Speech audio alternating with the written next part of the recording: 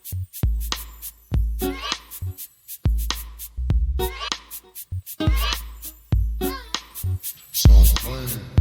is the Stop Playing podcast with Sham and Shaka. I'm Sham. I'm Shaka. What's going on, Sham? Hey, it's Friday night. NBA games are playing. It is. Yeah. There's one game where there's two good teams playing, and that game is not the Wizards playing the Heat. That game is also on, and I had to stop myself from throwing the remote of television, so I went back to the Brooklyn. Who are they playing actually? The Raptors. Toronto, right. And, we can save it for sports, but very interesting development in that game. Yeah. Just odd, really, I guess is the only way to put it. But in general, yeah, I know, right. How's your week been? Cool. Nothing much to report. Most of the week, the first part of the week was a snowstorm, but and I say that very lightly, a snowstorm. Other than that, just been chilling. We didn't get it as bad as I think New York actually got it worse, but maybe Boston, New York, it was more of a true nor'easter. We got a couple inches. There were a couple of days in a row where it snowed though, like nonstop, but it melted. Most of it melted like right away. But there was no Sunday ice. And Monday it was pretty consistent. Me being the person I am, I was taking advantage of the peak promos that was happening during the snowstorm. So I was out delivering food. You're like a postwoman. Neither rain nor sleet. And now everybody got promotions to stay in the house except the people who got to bring them food. And you know what? It was actually great because there literally was no one on the road except for like me and like a couple cars. So it made it a very pleasant experience. So as I'm driving through the snow, I'm like, kind of like, because I'm not a nature person. I'm not an outdoorsy type. But as I'm riding, especially in like the back roads with all the trees and like the snow hitting the trees and stuff, it was actually beautiful scenery. So I was like, wow, this looks like a painting. This is awesome. Did you cry? No. I just said I wasn't an outdoorsy you like to cry. person. I do, but I understand. But you also said this would cost you a little bit. Yeah, that didn't make me cry. Okay. All right. You like stuff, you emotional person, water sign, right? Whatever. Now, if you turn on the water, I might cry, but no. Right. It was nice. It was nice. I'm past the point. To me, it don't have to snow at all. But when it does, it's cool. It's having to shovel it and all that stuff. It's like, come on, man. Oh, you know what? I saw a thing that we both saw in a group that won't be named. And I saw you comment on it where it showed a car and it was submerged in snow. And clearly it was a woman that was writing this post. And she was talking about, you already laughing because you know what I'm talking about. And I'm glad I just remembered it.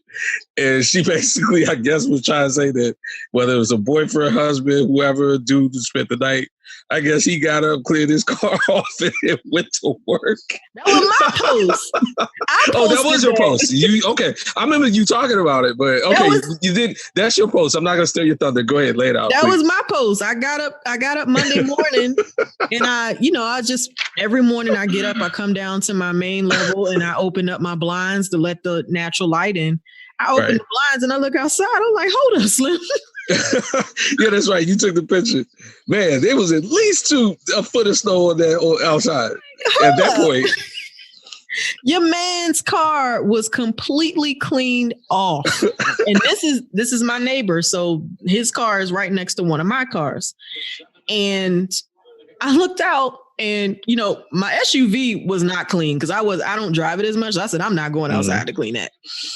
And then his car was next to it, and it was like clear as I don't know what. Like homeboy must have got up early or maybe last night. I don't know, but it looked like the snow never touched it. So then I looked to the right of his car, and I'm like, wait a minute. How you gonna clean off his own car, but don't clean off his wife's car? So I have a couple questions, and I'm not trying to make excuses for this man. Does his wife work? Like, conceivably, would she have to go out that day? This is not an excuse. This is just a question. It's a fair question because I also got that question from a person we both know. Mm-hmm. And she was kind of like, well, she ain't had to go nowhere. Why would he clean it off? But my thought is, if you're out there and you're cleaning off your car, you might as well do hers too, because you're out there doing it. No, my other question was, what kind of time constraint are we talking about? Because it could be a situation, and I'm trying to pull all kinds of straws out for devil's advocate. Let's say he did oversleep or whatever, and it's like, oh crap, I gotta at least make sure I can clean my car off and let it warm up, and then I'm leaving. You know, that kind of thing. All I know is it was like between 8 and 9 a.m. Mm-hmm. That car was parked. Yeah. And she could have been like, hey man, leave my car alone. Just clean yours out and leave. I ain't going nowhere. Like, she could have told him that. Now, granted, a chivalrous guy would still be like, well, you never know what's going to happen. Let me just go ahead and take it.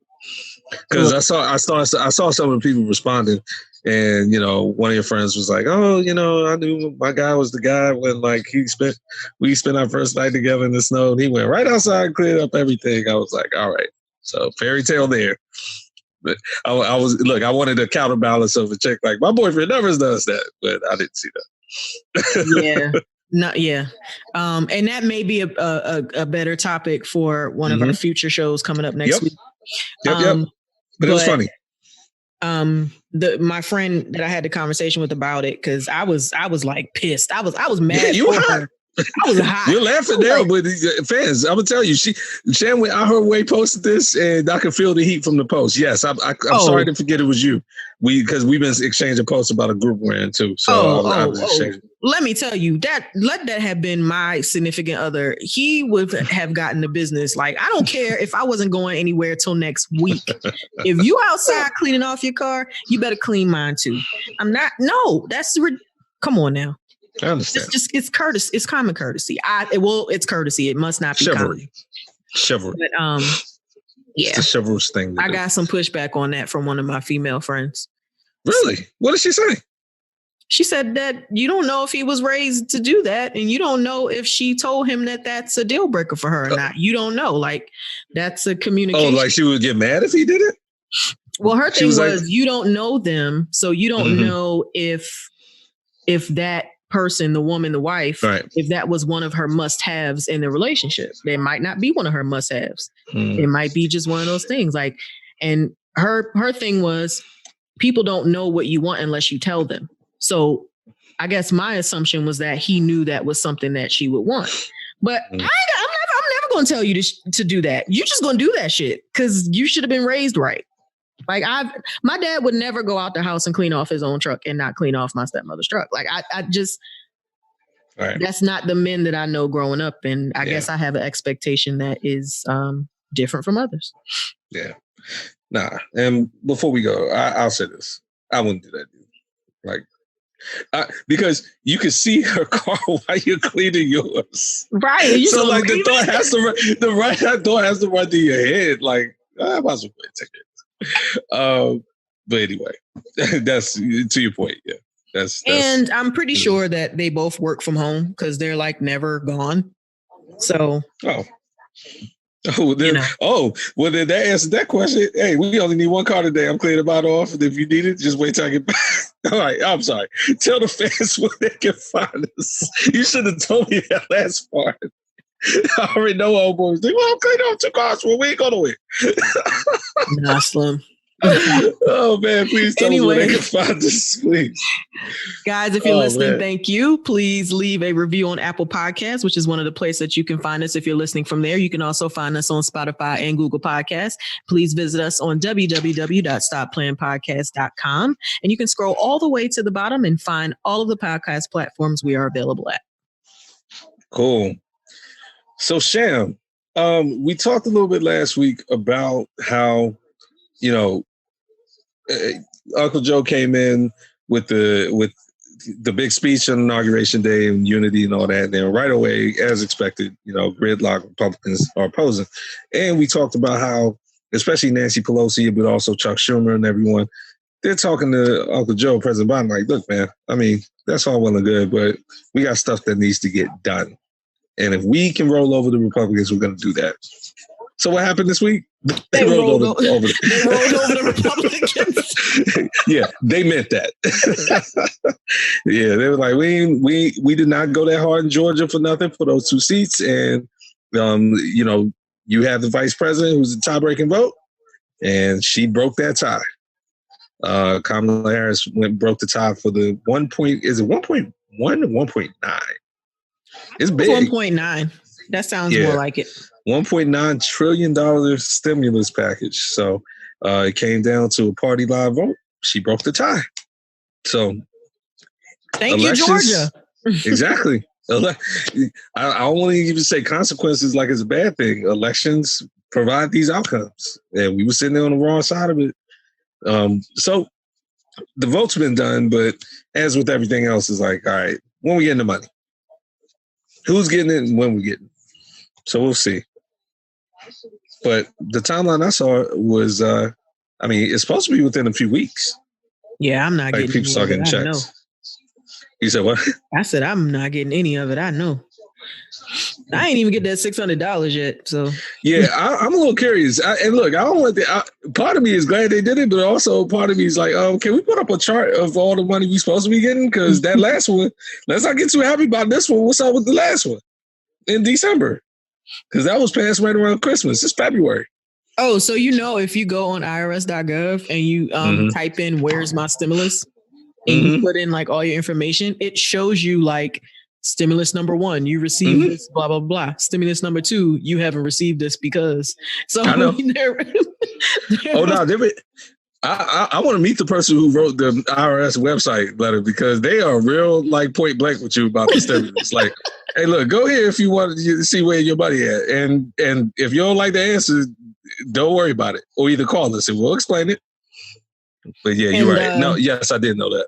Yes. Speaking of Georgia senators, recently, well, not appointed, but elected Senator John Ossoff was very glad to tweet the fact that Kamala Harris was the tie-breaking vote.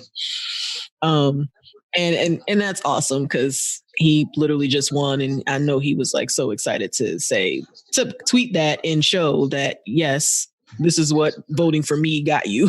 Correct. That's right. This election is not a game. And I mean, just by the importance of the election, him and Warnock are clearly 2 of the most high-profile senators. Everything they do is going to be scrutinized because of how important the election was. So I'm glad he did that. You got to embrace that scrutiny and make your voice count. So that was the big thing this week in terms of good news in Congress. I mean, you know, since we last taped, I want to say the day after, maybe that Monday, we came in the last episode like, oh, yeah, the president's getting ready to prepare for his impeachment. He has 5 lawyers. You the one that brought the amount to my attention. Yeah, all of them quit. Like the next day. They quit like the next day. Right. Like by the time we were listening to the show we taped and getting ready to put it out, they quit. They just quit. And look, the bottom line, and I forgot to put this on, but the bottom line, the reason they quit was because their strategy going into it, all of them, was, hey, listen, we just want to make the strategy center around the fact that he's no longer the president, or if they're talking to him, that you're no longer the president. So this is either unconstitutional or at minimum a waste of time. Like you're not even the president anymore. He still was like, all that's well and good, but what's up with going in there and telling them that the election was stolen? Like, that's our strategy. And they were like, yo, we can't do that. Like, this is crazy. And they all quit over there because he would not let that go. And that's what he wants his strategy to be. And they said 45 is not opposed to showing up. See, Sham, I told you. Yeah, he was on something. Yeah, I got 5 lawyers, but I'm showing up because I want it to be known that I believe this election was stolen. He wants to turn this into a complete circus.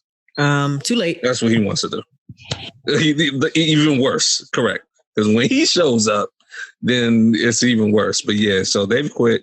And one of them was Lindsey Graham had recommended him. Like, he basically begged the guy to take the case. and begged the president, or the ex-president now, to hire him. And he was, I think, the main guy. He's from South Carolina, Butch something. And that's how they carried it. So speaking of other crazy, speaking of impeachment, though, so the crazy person that we're about to talk about said that on Inauguration Day, she was going to file impeachment papers against Joe Biden. Did that happen? Right. Okay. That happened. I saw her keep threatening it. I haven't seen it. Exactly. So, and based on her popularity right now, I don't see how far that's going to get. Right. So why don't you tell us what happened to her this week? So Marjorie Greene, and they always have her middle name in there. But, Marjorie Taylor Greene. Yeah. Taylor Greene. Thank you. She is the so-called QAnon congresswoman. And I've talked about her a couple of times, and we've talked about her. So the momentum coming over the course of the week was they've been pulling up old tapes, and I've forgotten she did this. She was walking around before she was a congresswoman in one of the Parkland High School shooting survivors in Florida, and I remember us talking about that. They were coming up to Capitol Hill. This was in, I want to say 18, maybe 19. They were coming up to Capitol Hill to try to press for gun legislation in the wake of the shooting. And I remember the one young man, because he was very out there, kind of tall guy, brown hair. And so he was all in the news at that point. He had been up to Capitol Hill multiple times. She basically stalked and harassed him on camera as he was walking, getting ready to go back into the Capitol for more hearings.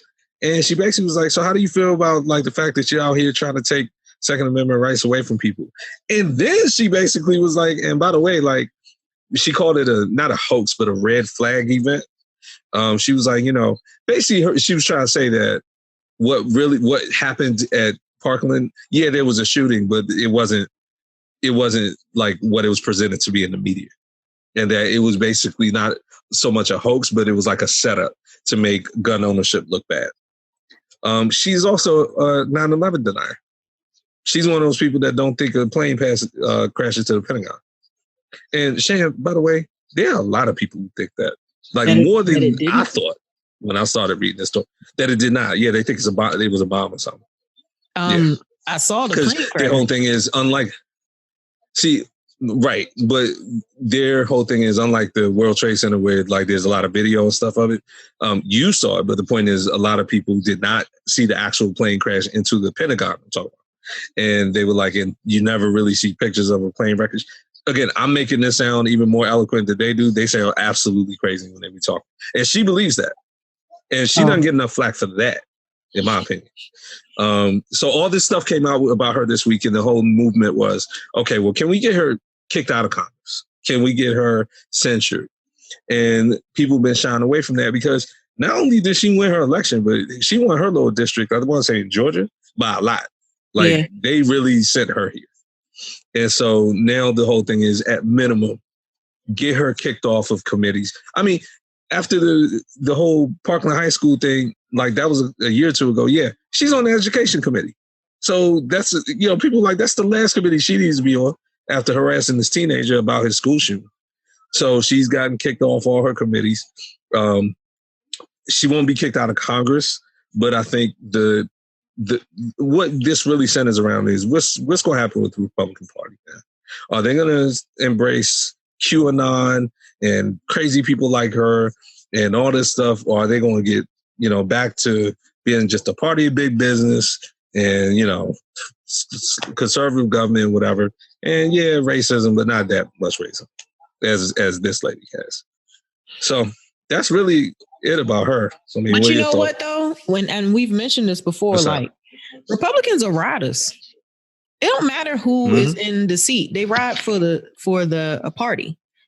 So the fact that only 11 Republicans supported her being removed from the education and budget committees shows that, like, we had 45 in office for 4 years. Republicans didn't go against anything. They just rode with it. It's like whoever is in their party is who they support, regardless, like flaws and all.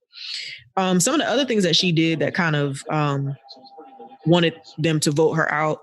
The main thing that they said was that she was kind of thrown out or blacklisted from the committees for endorsing the executions of Democrats and spreading dangerous and bigoted information. Yeah, and I'm saying right like that's nothing. Yeah, that's the big stuff. You're right. She has, she has thrown out some QAnon theories, and she basically said she had kind of gone away from that in 2018. But there have been tweets in 2019 where she, or social media posts, I should say, I don't want to say tweets, where she liked a Facebook comment that endorsed shooting Nancy Pelosi in the head. Nancy Pelosi, yep. And she suggested in that same year that Justice Ruth Bader Ginsburg had been replaced with a body double. Which is an element of a QAnon fictional storyline. But if you're saying that you broke away from them in 2018, then why are you spouting this crap in 2019 on social media? So yeah, she's still peddling theories. Yeah, and she does. Theories. And she's lying and saying that she's not. Right. And she does to a little bit more of an overt way the same thing Don 45 used to do and still does. Well, not anymore because they don't have a Twitter account. But instead of just outright putting something on his post, he'll like it or retweet it. And I remember one time somebody asked him about something he had retweeted. He was like, man, I just came across and retweeted. He makes it sound like it's nothing and he could distance himself from it. But it's like, no, you don't go out your way to retweet or like something unless you support it. Like that's bottom line. And then last thing about her is in terms of this particular subject for me anyway, for Nancy Pelosi, we were talking about how ham Nancy Pelosi was going last week about we have enemies in this house and there are people who are trying to bring guns in here. That's what she was talking about. Oh, absolutely. That's what she was talking about. Because she has also gotten quote unquote in trouble because they've now set up metal detectors. I mean, the fact that they didn't have it before is mind-boggling. But it's like, this is Capitol. Like, what is wrong with y'all? But anyway, now they have them. And now, I guess the difference is the members of Congress didn't have to use them. Now they do. And she still trying to bring a gun in there. Like, she should have got kicked out for that, period. Why you need a gun in Congress? Yeah. And she was also one of the people, we didn't really, I think we mentioned this, when they were hiding from the rioters and a couple of the congresswomen ended up catching COVID because they were all in the room. She was one of the people who, she and Marjorie, was one of the people who didn't wear a mask in that room, who they had on video when the lady was trying to hand out masks. And it was a man and a woman specifically. I mean, there were a bunch of people not doing it, but there was one where the woman was laughing and the man was kind of sticking his hand out like, man, get out of my face.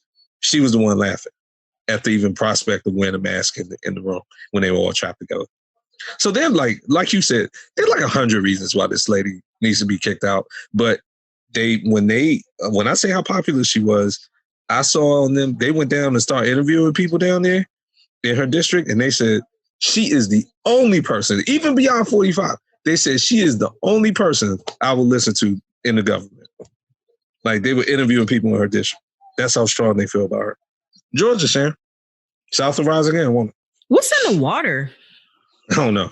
Fertilizer getting in the brain? Craziness. Like, I don't understand. Yeah, exactly. So that's that. So we'll see what happens with her. She'll probably end up, when you put crazy people on the fringe, all it makes them do is act more crazy. So we'll see more banana stuff from her. Now, I got a few grab bag items, Sham. And honestly, even though this is a lot of serious news, a lot of it is brought nothing but a smile on my face. Dominion, and I want to say, is it Smarttronics? I forget the name of the other company. I forgot to put them on here. Smartmatic, thank you. Sham, don't you love the value of these lawsuits that they're filing? $2.7 billion, that's nothing. You want to talk about mad? They are big mad. We gonna sue you out of the building, okay? So that if you even think about settling this, you still ain't gonna be able to afford that. Forget it. No, but I love the people on this hit list, and it bleeds right into the next grab bag. So between these two people, the total between these two companies, Dominion and Smartmatic, the total of their two lawsuits against literally, maybe Fox News is on there, but like individual people is like $4 billion. Okay, so definitely Fox News, and kind of mixing the two up, but it doesn't matter. It's all the same type of suit. Some of the defendants are Fox News, Rudy Giuliani, Sidney Powell, the My Pillow guy. We'll get to all these people in a minute, but they're the subject of these suits. And really, the suit is like, look, all y'all were doing when y'all were going out here losing these cases left and right in every single court was you throwing our name out there. Like, we were the basis of your suit. Sidney Powell, your crazy self went up there and started the press conference by saying, before we even get started, Dominion is the tool of Hugo Chavez, and that's who's overthrowing the election. And he's been dead for 10 years. So, like, no, not only are you out here sounding crazy, you're making our companies look crazy. And you're dragging our names through the mud. And rightfully or wrongfully, I do see what they're saying here. Look, this is negative press for us. Like, even though you're crazy and your cases have been debunked, our name is still getting associated with voter fraud. So, yeah, where's our money? You're costing us money. And some of our employees are getting threatened because some of these crazy people out here believe y'all, the same type of people who rushed the Capitol. Those are just the people who made it to D.C. These people are all over the country. And anytime they're harassing their employees and threatening them and stuff like that. So now, where's our money? Good for them. Whatever the settlement is, it's not going to be pretty for these people because they got nothing. Yeah, Dominion, their lawsuit is 1.3 and Smartmatics is 2.7. So you were right. Right. It all totals $4 billion. They're both suing Rudy Giuliani and Sidney Powell. Smartmatic is suing Fox News. And it looks like, so what's that network? The One America News Network? Yeah, so there are two kind of crazy new networks. Not new. One America's been around because we've talked about it on the show before for like 2 or 3 years. Newsmax is another one. So like all of them the same type.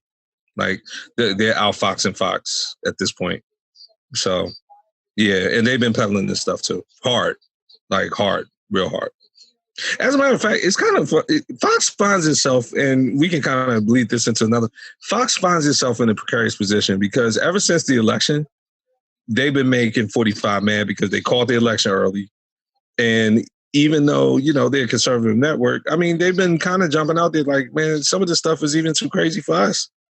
But they'll still, like, half of their personality still peddle it.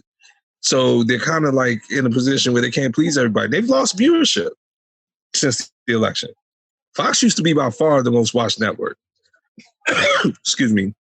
I saw a poll since the election, CNN has been the most watched network because they've just been going hard after 45 for all the stuff he's been doing. But good luck on that lawsuit. I hope they win, and I hope they drive all those people out of business and into the poorhouse because they can't afford to pay it. So now I'm gonna jump a quick thing about Fox News because this is real quick. This happened today. Really was confirmed. Lou Dobbs, who's been on Fox News forever. He still contributes or did contribute to Fox News, and then he was on the Fox Business Channel. He's been a conservative talk show host for a while, probably the conservative version of Chris Matthews, who we talked about. They canceled the show today because Fox did, because he's been peddling stuff like this. He's the most hardcore. And that's their highest rated show. Yep.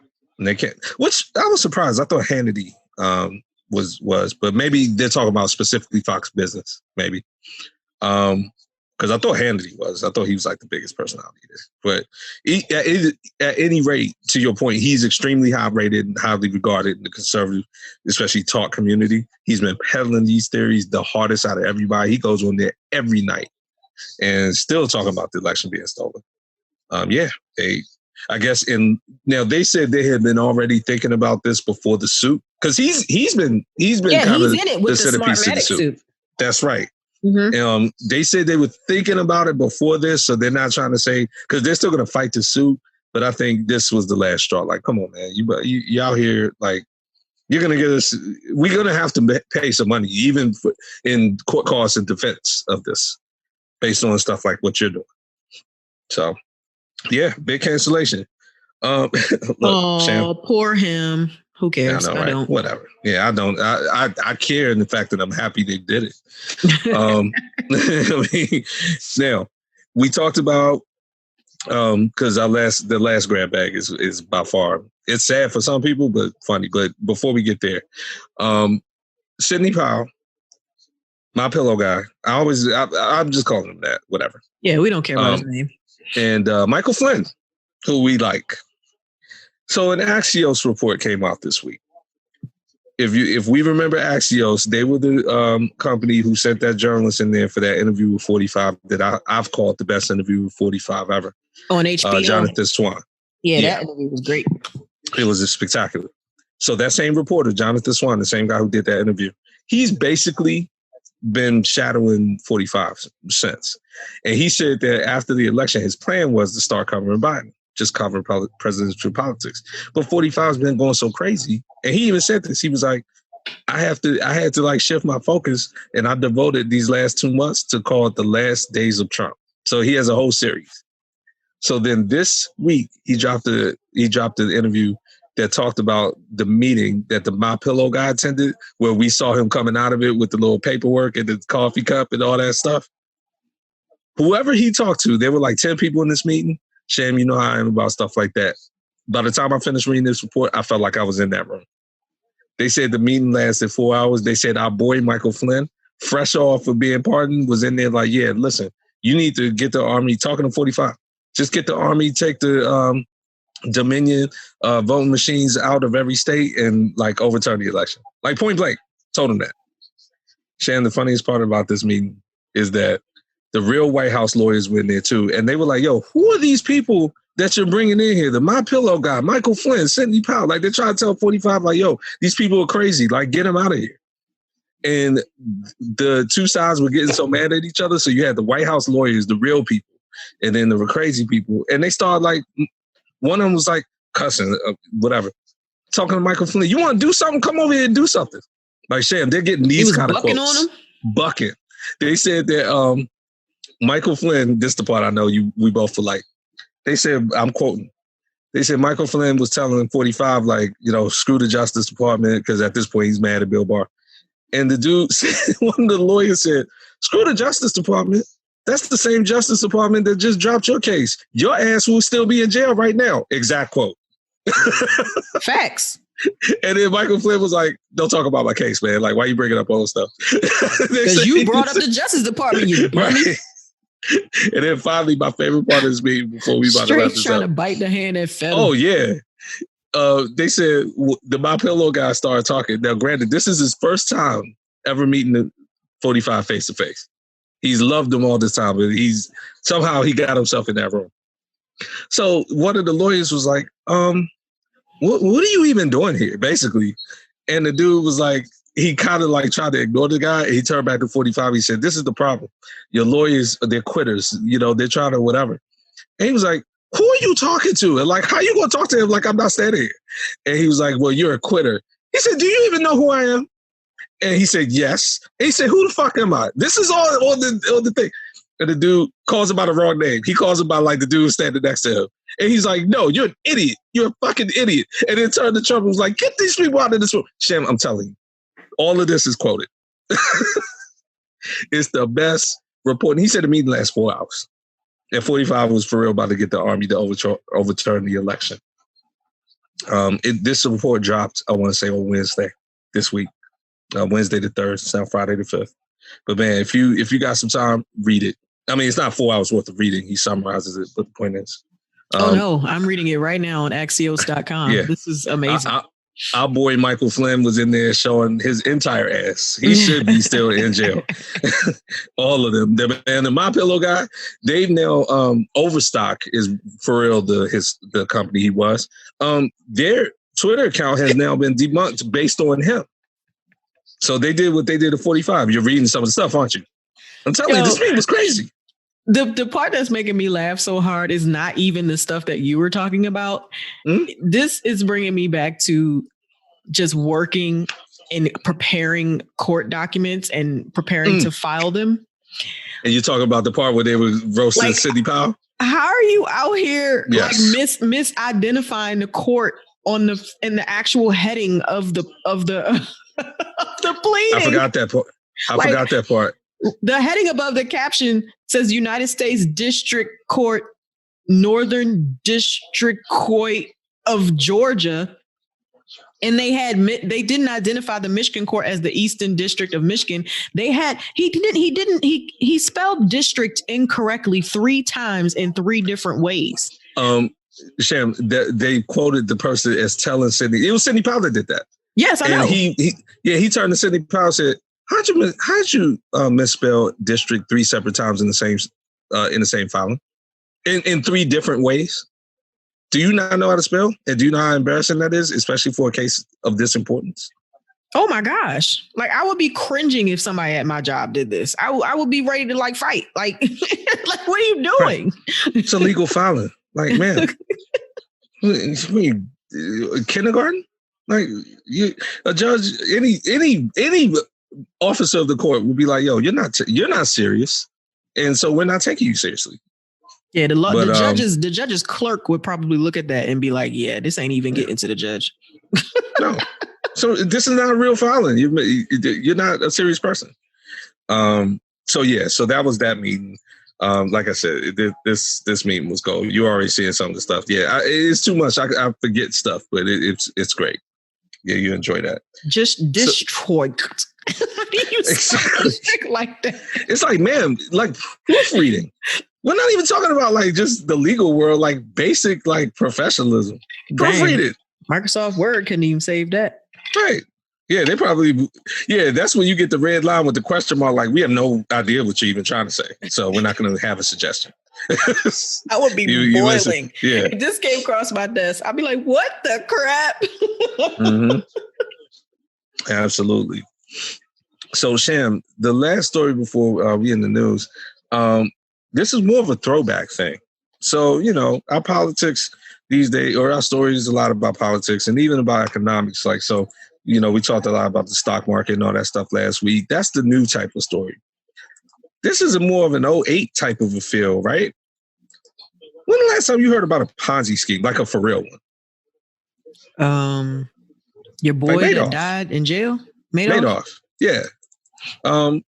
So, long story short, there was a Ponzi scheme that was unraveled this week in New York to the tune of, I want to say, $1.7 billion with a B. And long and short of it, so the SEC has charged GPB Capital Holdings, and 3 executives got charged on Thursday. So this was yesterday, the 4th, with defrauding 17,000 retail investors in a Ponzi scheme that raised over $1.7 billion.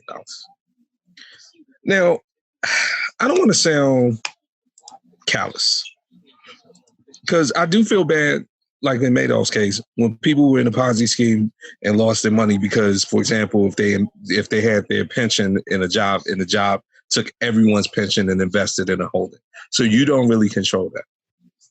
I dug into the story, and this is the smoke I have, though. Especially with the knowledge of people like Bernie Madoff who've done this in the past. How can you, as a responsible investor, singularly, you invested basically all your savings in one fund, which by itself, that's not a good thing to do. Dude, but my money is everywhere. Yeah, you got to diversify. But then on top of that, I was reading the story. These people were getting like 10 to 20% profit returns every quarter. I'm sorry. Are you an adult or what? That's a Ponzi scheme. Or something's illegal. That's not real. And that's not real when you're getting those returns. And just like in Bernie Madoff's case, but at least in his case, he had 30 years of experience, and he basically like kind of sold himself as this big genius guru. And a lot of people was just like, yo, he just knows what he's doing. Once you've seen that unfold, and you hear those people talk about, well, we never questioned it because we were getting all these returns. It's consecutive. There was never a loss, like one quarter. That's not, stock market don't even work like that. And you know that. At some point, when do you question, like, okay, well, maybe at minimum, I shouldn't have every dollar I have into this thing. You see what I'm saying? So it's like I feel for them because I mean they're the victim of a crime, but in a lot of ways, for some of these people, I feel like you were kind of participating in a crime too because you had to know that wasn't legal, and you just wanted to make your little money. Bernie Madoff's not dead. I don't know why. I was thinking of somebody else. I was thinking, I was like, is she dead? Yeah. I just killed him on this podcast. My bad. I know, right? Yeah, you know, I'm thinking of Ken Lay. He is the Enron guy. Yeah, that's who I was thinking about, Enron. Yeah. So yeah. Before we move on to sports, one little bit of news that you seem to be very excited about. So excited, I keep forgetting it, right? Right. So guys, I don't know if you all are familiar with Drizzly. It's kind of like the DoorDash, the Postmates, the Grubhub of alcohol delivery. Yeah. So they have recently been bought out by Uber for $1.1 billion. It's a big number. Is said to turbocharge the online alcohol delivery. Now, Shaka, how do you feel about this here? You know what? Yeah, I mean, you know, that's how I use Drizzly a lot. Let's just put it that way. By the way, they have great bags. Like their exterior bags. They're reusable. They're very reusable. They're like personal. Here's actually how I feel. Ironically, I know what I said because we were talking offline that this impact. It has no impact to someone like me because I live in the city and both Uber and Drizzly are easily accessible to me. I think what it will change, and it's a good question in general, we have a lot of fun with it. There are a lot of places where Drizzly is not applicable because, you know, it's just like anything else. They have to get the stores to sign up and stuff like that. And it's not in a lot of remote, quote unquote, places. Like it's not in a lot of urban areas or rural areas. I should say that. It's not in a lot of rural areas. And a lot of there are a lot of places I'm surprised it is not. No, Drizzly does not have a presence. It is not. Drizzly does not have a presence. And I think that Uber now taking over it, Uber has more of a footprint in more places. So I think it will just expand it. I think we both were a little taken aback by the sales price. Yeah. I didn't know Drizzly was that big. Right. And starters. I think that's exactly. And I think it's one of those things like, okay, it's popular where it's applicable, but I didn't think it was in that many places to be big enough to warrant that price. But I think Uber's looking at it like, yeah, no, not yet. But the brand itself is popular enough where we can then expand it and word of mouth and all that. It'll get out and we'll make our money back. I mean, clearly that has to be the calculation. Yeah, Uber Technologies is out here trying to they're running neck and neck with DoorDash. That is their Eats business is the second largest food delivery company after DoorDash. So they're basically going neck and neck because, you know, DoorDash kind of like gobbled up like the grocery delivery game. And also with the convenience stores, like now they do 7-Eleven, Walgreens, and CVS. And apparently Uber, they already acquired Postmates last year. Which they bought Postmates for $2.65 billion. I'm like, just what? Throwing money around. I know people who've never even heard of Postmates, and I'm like, really? But Postmates I thought was really good. Right. And they also bought a Chilean startup called Corner Shop, which allows them to deliver groceries as well. Not sure what the amount on that was, but if they throwing out billions, I'm sure that probably was the same the way they out here. So you said Chilean, like it started in Chile, this other thing? Yeah. Like it started in the country of Chile? Wow. Chilean. Nice. But I don't know if this will affect me because, you know, liquor regulations vary by county in Maryland. Yeah. And then I'm sure they do that in most states. So unless they, you know, have a deal with my county, then that would be great if they would do that. But right now, there's only like a handful of places that deliver liquor around here. I can get it from Total Wine, but that's pretty much about it.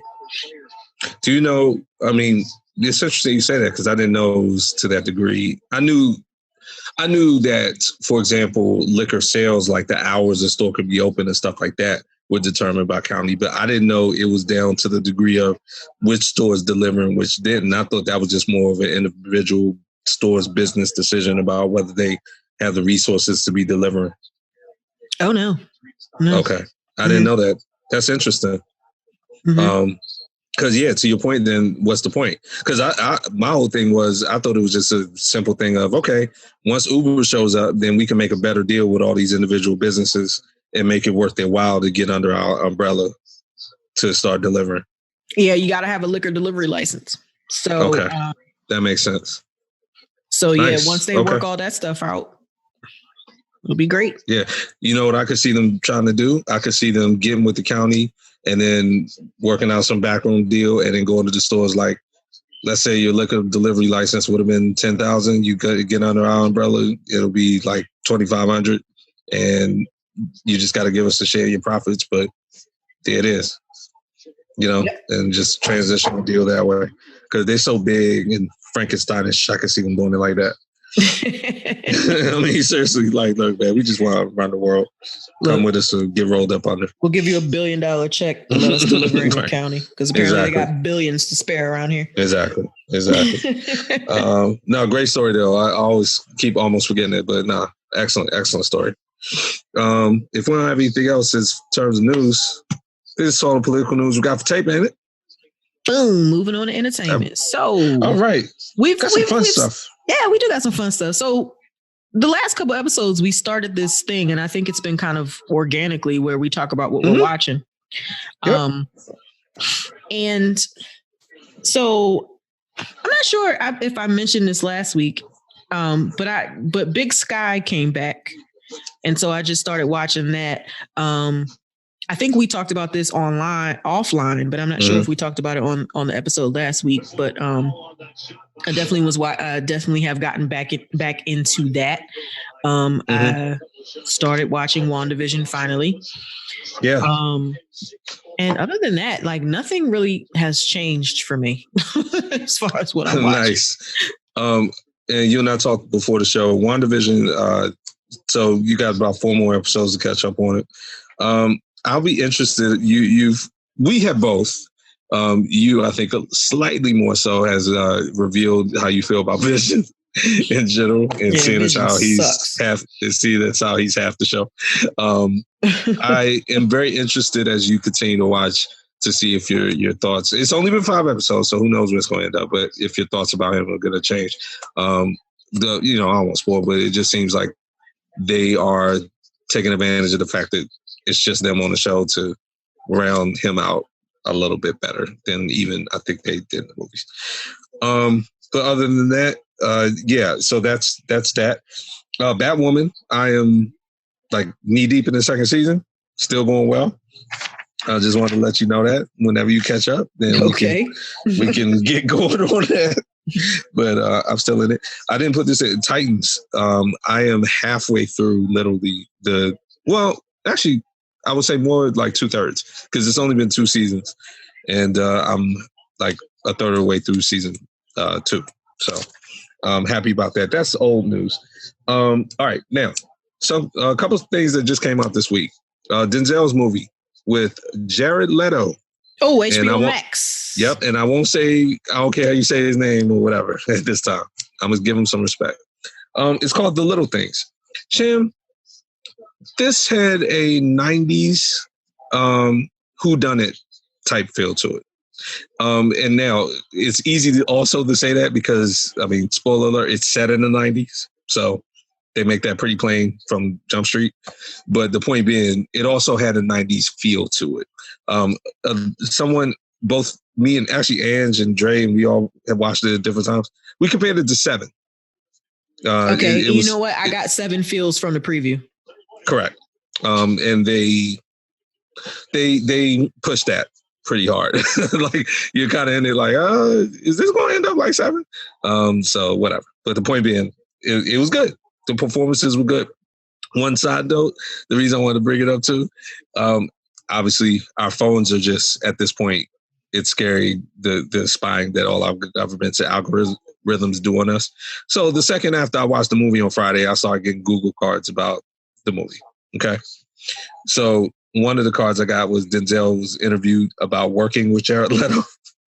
And long story short, you and I have talked Actually, it's funny. You and I talked in detail about the antics that got him in trouble with Margot Robbie, people like that. The interviewer asked Denzel about that, and he was like, "Yeah, I heard he had this reputation, but you ain't have to worry about that happening to me because I basically stayed away from him like that." Uncle Denzel. Yeah, he didn't bad about it. He was like, "Look, none of that stuff happened with me, but I didn't really talk to him that much, And it was just, he was like, and he was like, and he knew not to try that with me. Basically, he knew the first dead rat that comes in the box to my trailer, we gonna have a problem right here, right now. But it was very good. So when you have some time, check it out. 30 for 30. This was just 2 nights ago. ESPN did a 30 for 30. Al Davis versus the NFL. Champion was spectacular. Now, I'm a Raiders fan. We all know that. Yeah, I was about to say. So whether is it could be trash. But it was not trash. It was not trash. It was very good. Now, I am going to. I wouldn't even consider this a spoiler because it's a documentary about history, so whatever. But the format of it, what they chose to do was tell it through Pete Rozelle, and who's the commissioner of the NFL at the time, and Al Davis's voices. Now, clearly, these are composites because both men have passed away for quite a while. So they did show old footage of them talking about each other when all this stuff was going on, but then they also voiced over it with composites of their voices as if they were narrating it. What they also did was, do you remember Rogue One and some when they superimposed Carrie Fisher's image and face to you know what I'm talking about? I didn't watch Rogue One. Oh, okay. I'm sorry. Well, yeah, a lot of stuff. She had passed, so I knew if she was in it. Then. Yeah. So what they did was they took her old image as Princess Leia, and since Rogue One is set back then, they superimposed her face and all that stuff and did CGI stuff. They did that with this too. With Al Davis. So they would have a little imagery where it was almost like he was sitting there getting interviewed. I didn't have that much of a problem with it because I thought they were tactful, but I could see some people saying, look, this man's dead, Pete Rozelle's dead, this is a little tacky to do that. But it was put together very well. And it was dope. So if you have time to check out, I know you like 30 for 30 in general. It'll be a long while before I get to that one because I have this ridiculous goal to watch all of them in order. So it'll be a while. I'll holler at you in about 3 years. I was about to say that. Yeah, you use the right word for that because there been so many 30 for 30s. I remember when the first premise of 30 for 30 to make only 30 of them, and to it was 30 because it was the 30th anniversary in 30 days. It was the 30th anniversary, 30 documentaries in 30 days, and then it just kind of went crazy from there. And what they all supposed to be 30 minutes. There were exceptions, but yeah, none of those rules have still applied. But no, most of them were an hour, even the early ones. Okay, all right. So it was just 30 for 30 days. Got it. Yep. But yeah, so that's that. And then Sham, I know you tired of hearing about it, but I'll never get tired of hearing about it because we got a release date today. So yeah. So Elliot Stabler's character, Christopher Maloney's character, Elliot Stabler, will be returning. Y'all so pressed over Elliot. We are so pressed. Y'all don't even get the man real name. Yeah, right? We don't care what his name is. Y'all don't care. We want Stabler. So. So the way they're going to do this, I read an article today. They released it. They may have released it yesterday or something. So SVU obviously still comes on. They're going to cross him over and start him on that episode that night, April the 1st. He's going to reunite with Benson, and they're going to, I guess, solve a case. Or maybe not, whatever. And then his new show, Law and Order, Organized Crime, will start immediately in the next hour after that. So they're going to do a backdoor pilot and then lead into all right. Yep. Backdoor pilot / crossover and lead right into the show. All of this is on the night of April the 1st. So that's been announced today. They've already shown imagery from it. I will be watching. I'll be watching both of those. I like SVU. Probably, yeah, because I think they move SVU to Thursday now. So yeah, because I haven't watched SVU in a minute. Over Wednesday, so they had to move them. And you know what? Chicago wouldn't have had as easy of a time doing that if they just left Stable alone and paid him like he wanted. And then that's as we start getting like, I ain't watching this no more. All right. So anyway, that's some of the stuff we're watching, man. I've settled into even network. I'm giving more network stuff a chance, Sham. And, it's not completely boring me yet. Yeah, because it's ridiculous to think that there are not any good shows on network TV. Like that's. Hey man, that's crazy. This is watered down. No, I can say can't cuss. Yeah, exactly. Yeah, can't kill people, or they can, but it's they not kill as people brutal. all the time. I said they can, but it's not as the cussing gets it for me. That's hilarious. Well, I'm glad we could chuckle real quick. We have, listen. It's sad to have in memoriams, but they happen. This is about to become a regular segment. I don't want it to be, though. Well, hey, people pass. That's life and death. Now, this one, though, I was thinking about it, and did we even talk about when he got sick? I mean, this is cascaded pretty quickly. We didn't talk about when, and who we're talking about is Dustin Diamond, the gentleman who played Screech on Saved by the Bell and all of its spinoffs. So the reason why we didn't talk about it, because I don't think we knew. I certainly didn't know. And then he died so quickly after the diagnosis, it was just like boom, boom. Yeah, I think I had known before our last show, but I just forgot about it. I forgot to include it. So before our last show, he got diagnosed with stage 4 cancer. And then, obviously, a lot of us are familiar with cancer at this point. Stage 4 is last stage. So here's what I find so sad about this. He was 44. Mm-hmm. Okay. All reports, even when I read the reports back then, I don't know how successful they would have been in treating the cancer that he had. But the reason this was so fast between diagnosis and death is because he had a tumor that apparently I haven't seen any photos or anything, but apparently it was very visible and very large, and it was like around his neck area. And people have been asking him for months, and it hurt. He was in pain, but he refused. He didn't go to the hospital. He was too afraid to go to understand what it was. And he knew it was bad. He just didn't want to get that news. And his best friend and his girlfriend, they kind of came out later. A day or two ago, they said, listen, he knew this grew over time. This was not this was over months, essentially. I mean, you don't go from 0 to stage 4 overnight. Right. And he just, it went from slightly uncomfortable and then finally it got to the point where he had to go to the hospital because, I think he passed out, he couldn't breathe and stuff like that. But the ultimate point of this is, had he gone and had he gotten tested and had he whatever, again, there are no definites in this life. We all know that, but it could have been treatable and maybe preventable, and it could have went a different course. And there were already elements of his life that were very sad, but this kind of just capped that. In the same article, they talked a lot about the fact that we talked about the Saved by the Bell reunion. Mm-hmm. He wasn't asked to be on that.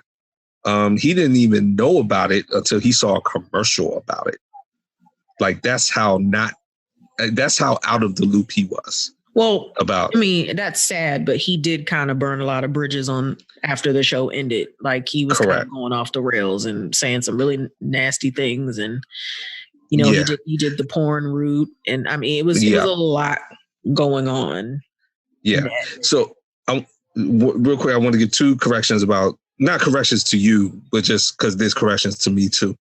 And, he's gone now, and there are always going to be 2 sides to it.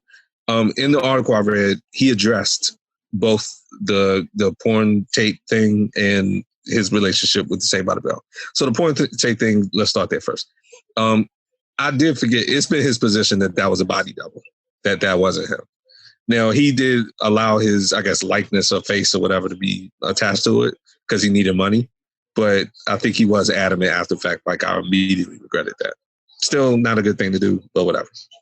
The Saved by the Bell thing I found more interesting. He said that he did an interview a while ago when stuff really was blowing up about his relationship with them. And he said that, as with most things, like with celebrity books and stuff like that, that he went into it and it was supposed to be sort of a lighthearted behind the scenes thing. And his position is that he was misquoted a lot. Like he is saying and did say that I didn't go out there and say, oh, everybody was sleeping with each other. He presented it like the ghostwriters and stuff would be like, yeah, so, you have all these teenagers on set. Like, of course they're sleeping with each other, right? And he was like, I mean, I guess if that's the natural thing. So he kind of tried to distance himself from it. But see, the problem is he never really like apologized. Like, look, this hurt people. You know what I'm saying? Like, he didn't do that. He just tried to make it seem like I never said those things. And then last thing about him, I forgot. Mario Lopez, who, he's still out there besides the show. I think, was he doing Entertainment Tonight or something? Like, he was doing one of those shows where he was a host. He still is. I forgot the name. That's his primary profession. Right. Before, maybe like last year, 2 years ago, he had him on the show. So out of all of them, they at least had some kind of, like, they repaired their friendship to the point where they are still on speaking terms. And he had him on the show and he talked a lot about, because he was in rehab, Screech was, or Dustin Diamond was. He was in rehab. I think he did celebrity rehab. And so he talked to him a lot about that and rebuilding his life. So that was one of the cast members that, and I think he put out a statement to Mario Lopez. I mean, they all did, but they have rebuilt. Yeah, they have rebuilt their friendship to some kind of level. But he was basically the only one, though. Like, it was mostly just absolutely. The rest of them, they came out after he died and made like nice little statements or whatever, but they weren't checking for him. They no, not at all. Yeah. And, and through all that, I remember him being on Celebrity Fit Club. He was a mess on that show. I heard he was a jackass on. Yeah. Oh my God, he was horrible. Yeah. Like, and I'm not want to speak ill of the dead, but I mean, I'm just right. Like, of course, right. He was like incorrigible. Yeah. And and after that, he had a couple of arrests and stuff. And I think that he was an example of like not being able to transition from being a childhood star to a, just a normal human being again. Like, because he was never going to get any roles outside of Screech because he was typecast like no other. Like, right. I mean, the first thing you think when you see him is, oh, Screech. And that was to the detriment of his career. And, and that's why he did that thing with the porn. Now, he needed the money because he couldn't find. And even when he did get another acting job, it was of him being Screech again. I was about to say, he just typical, hard to avoid typecasting if you play the same character again. Right. And I just kind of felt bad for him in that effect. But, when I saw the news that he passed away, I was like, man, there's a chunk of my childhood gone again. But only 3 weeks after the diagnosis. I mean, at that point, it just was no turning back. Yeah. I don't think he ever left the hospital after you went in. Yeah. And I think, Shem, outside of him, would you say the majority of child stars, this is very sad. Now, it might have gotten better now because I think they've taken a better look at just what you're surrounding children with in celebrity. But if you go to people his age and maybe slightly older and back, more often than not, child star stories do not have happy endings. Oh no, they don't. I mean, that's kind of part of the reason why I had brought that up. I mean, if you look at a lot of the like early 90s child stars and going back from that to the 80s, like look, Dana Barros, Gary Coleman, Dana Barros. Oh my God, he played for the Celtics and the Sixers. You know who I'm talking about. I know you're talking about. Dana, I know you're talking about. I'm sorry, Dana Barros. I know, right? Keep your head up, man. But the children on different Dana Plato. Whatever. Plato. Thank you. The children on different strokes. I mean, the Coreys, River Phoenix. I mean, it was just like they were just so embattled and like It was. I mean, in a part, a lot of it was the '80s too. I mean, there was drugs all around, but then I mean, you get to like Macaulay Culkin, like a mess. So that's '90s. Yeah. So now, and then with him too. Last thing for me on him, he was significantly younger, and we've said this before, than the rest of the cast members. So he never. He was like formed a bond 11 with when them. he started on the show. Exactly. And I want to say he was at least 2, if not like 3 or 4 years younger than the rest of them, even though on the show they were all supposed to be in the same age. He was younger than they were. So there was a natural separation. They were not friends with him like they all became with each other because they, just looked at him like a little nerd. So that always, and he said that always scarred him. So very sad, very sad. So like I said, Saved by the Bell, piece of my childhood. Now, this isn't more, this just happened today. So this isn't a piece of my childhood or anything. This is just a giant in acting. Christopher Plummer, very good actor. He was 91. And I don't want to disparage him. He may have been knighted, so he might be Sir Christopher Plummer, I think. But at any rate, the thing I found interesting about him, he worked in a couple of Spike Lee movies I liked later in life. Did you ever see Inside Man? Yeah, but I don't remember it. Oh, okay. It was a movie about like essentially a bank robbery. Was was Denzel in that one? Yes. Yeah, yes, he was. I saw it, but I saw it like one time. Yeah. Spike Lee directed it, Denzel, Jodie Foster, Clive Owen, and Christopher Plummer was the owner of the bank.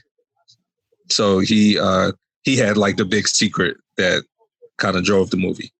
And he always, especially later in life, he would always kind of play like a distinguished yet like sinister villain.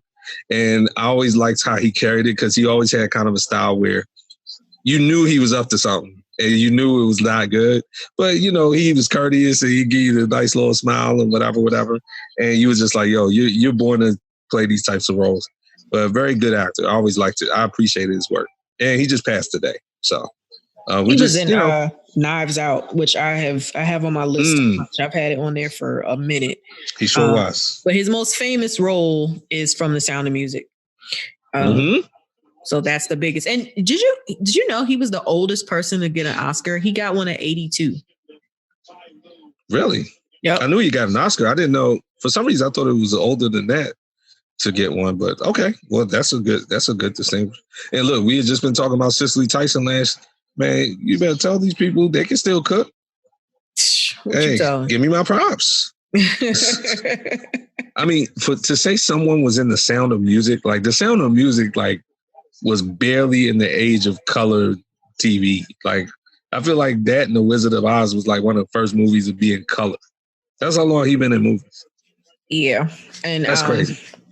A couple years ago when I went on my European tour, one of the stops was in Salzburg, Austria. Beautiful city, and that's where that film was taped. Nice. So, rest in power to them. Rest in peace and power to Dustin Diamond. And we keep on. Now, Sam.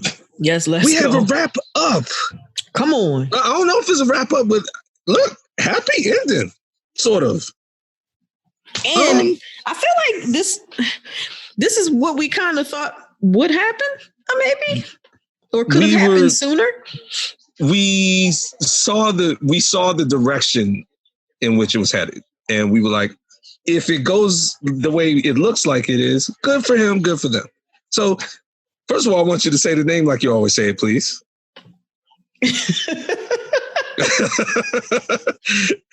What, Nick Cannon? Stop it. Don't deprive me or the listeners of saying that you did it twice when the story was bad. So now when it's good, you gotta still come with the same energy, Shan. Nicholas Cannon? I can sit here all day, Shan. Nicholas Cannon? Let's stop depriving our listeners. Hey, yo, Nick. Yeah. All right. Hey, listeners, I tried, man. She know how to clown his name. She know how to clown when stuff bad for him. Give him that same respect. Man, I forgot. No, you said it in a British accent. Oh, Nicholas Cannon.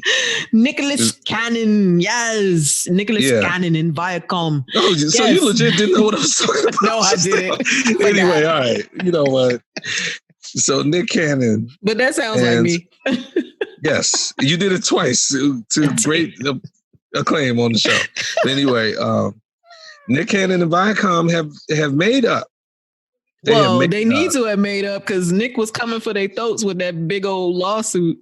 Yeah, I mean, I don't know, that suit looked kind of silly, but just in the size of it. But he, so from what I've seen, and you can fill in any holes, but long story short, they've come to see, there's making up, and then there's what they did. That not only have they come back together, but they have now announced an extension for his contract with them for like 3 more years. So I guess he'll be back on Wild 'N Out and doing all that other stuff. Plus, I heard that he's now going to have his own daytime program.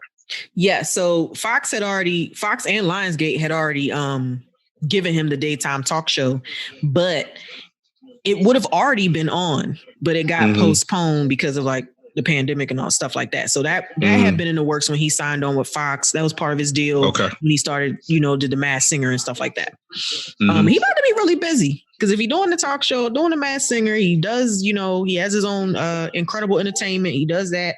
And he's going to be, they got a 3-season order for Wild 'N Out. He's going to be a busy dude. And I wanted to mention this. He caught COVID this week. So I did not know that. Yeah, he has COVID-19 and he is immunocompromised because he has lupus. So just want to throw some prayers out for him that he can make it absolutely. But I mean, this is great news. And the news with Viacom came like really after that they announced when the talk show was going to be aired. So I don't know if Viacom was like, well, dang. I mean, right. Well, you know what though? I look at that and I look at somebody like Steve Harvey. Like, tapings, you could tape shows, a show like Wild 'N Out and even a daytime show, you do like 5 of them in a day and then you're good for a week. So, but Wild 'N Out goes on tour. They do a lot. Yeah. Wild 'N Out is a little bit different. Thing. Yeah, that's different. That's harder in my opinion. But I actually went to one of their, did I tell you that? No. I went to see Wild 'N Out when they came to Baltimore. You may have mentioned it now that I think about it, and I totally forgot, but it was fun, right? Yeah, it was a lot of fun. Yeah. So it's kind of funny because I've been going back and binging some of the episodes of The Breakfast Club that I did not listen to. And one of the ones that I recently heard was about Nick claiming that he actually is Jewish. Yeah. So his mom had told him, like, his great grandfather, somebody in his family, like a direct descent, he's a direct descendant of, is also Jewish. So he found out that he's Jewish. And so since the whole thing with Viacom happened, he's had like a rabbi on his podcast. Like he's totally been like taking the steps to kind of eliminate this whole idea of him being an anti-Semitic. Right. So, I mean, he did pretty much the exact opposite of what got him into the situation in the first place. Exactly. The cat, and I said at the time, and I meant what I said, and now I'm glad that I think he's come to grips with that. He waded into some waters on his podcast that he wasn't ready to go in. Mm-hmm. It's just that simple. Mm-hmm. And, again, I say it all the time on this podcast. You couldn't pay me to sit here and talk about like religion and stuff like that unless I know exactly what I'm talking about. And I'm a person that stands behind their opinions, but he was just jumping out there saying all kinds of stuff, trying to give an opinion. And it's like, dude, you really didn't do your research about this type of stuff. Like you did. You know what? I also think he kind of went down a path that Inspector X led him on. Mm-hmm. So if you listen to it, it's like he lost control of his show, his podcast. Correct. He totally let Inspector X come in there and voice his opinions and make them bigger than the show. And he lost control of it. And he kind of just went right in with Professor X and didn't really, I think it was like a kind of an emotional thing and didn't even really use his brain and say, okay, let me think about this road he's going down and whether or not I should follow it. He just went right on in, and all of this has happened because of that. And then that's great you said that, to build on that point. And I think after the fact, his pride got in the way because he knew, you know what, I let this dude come on the show.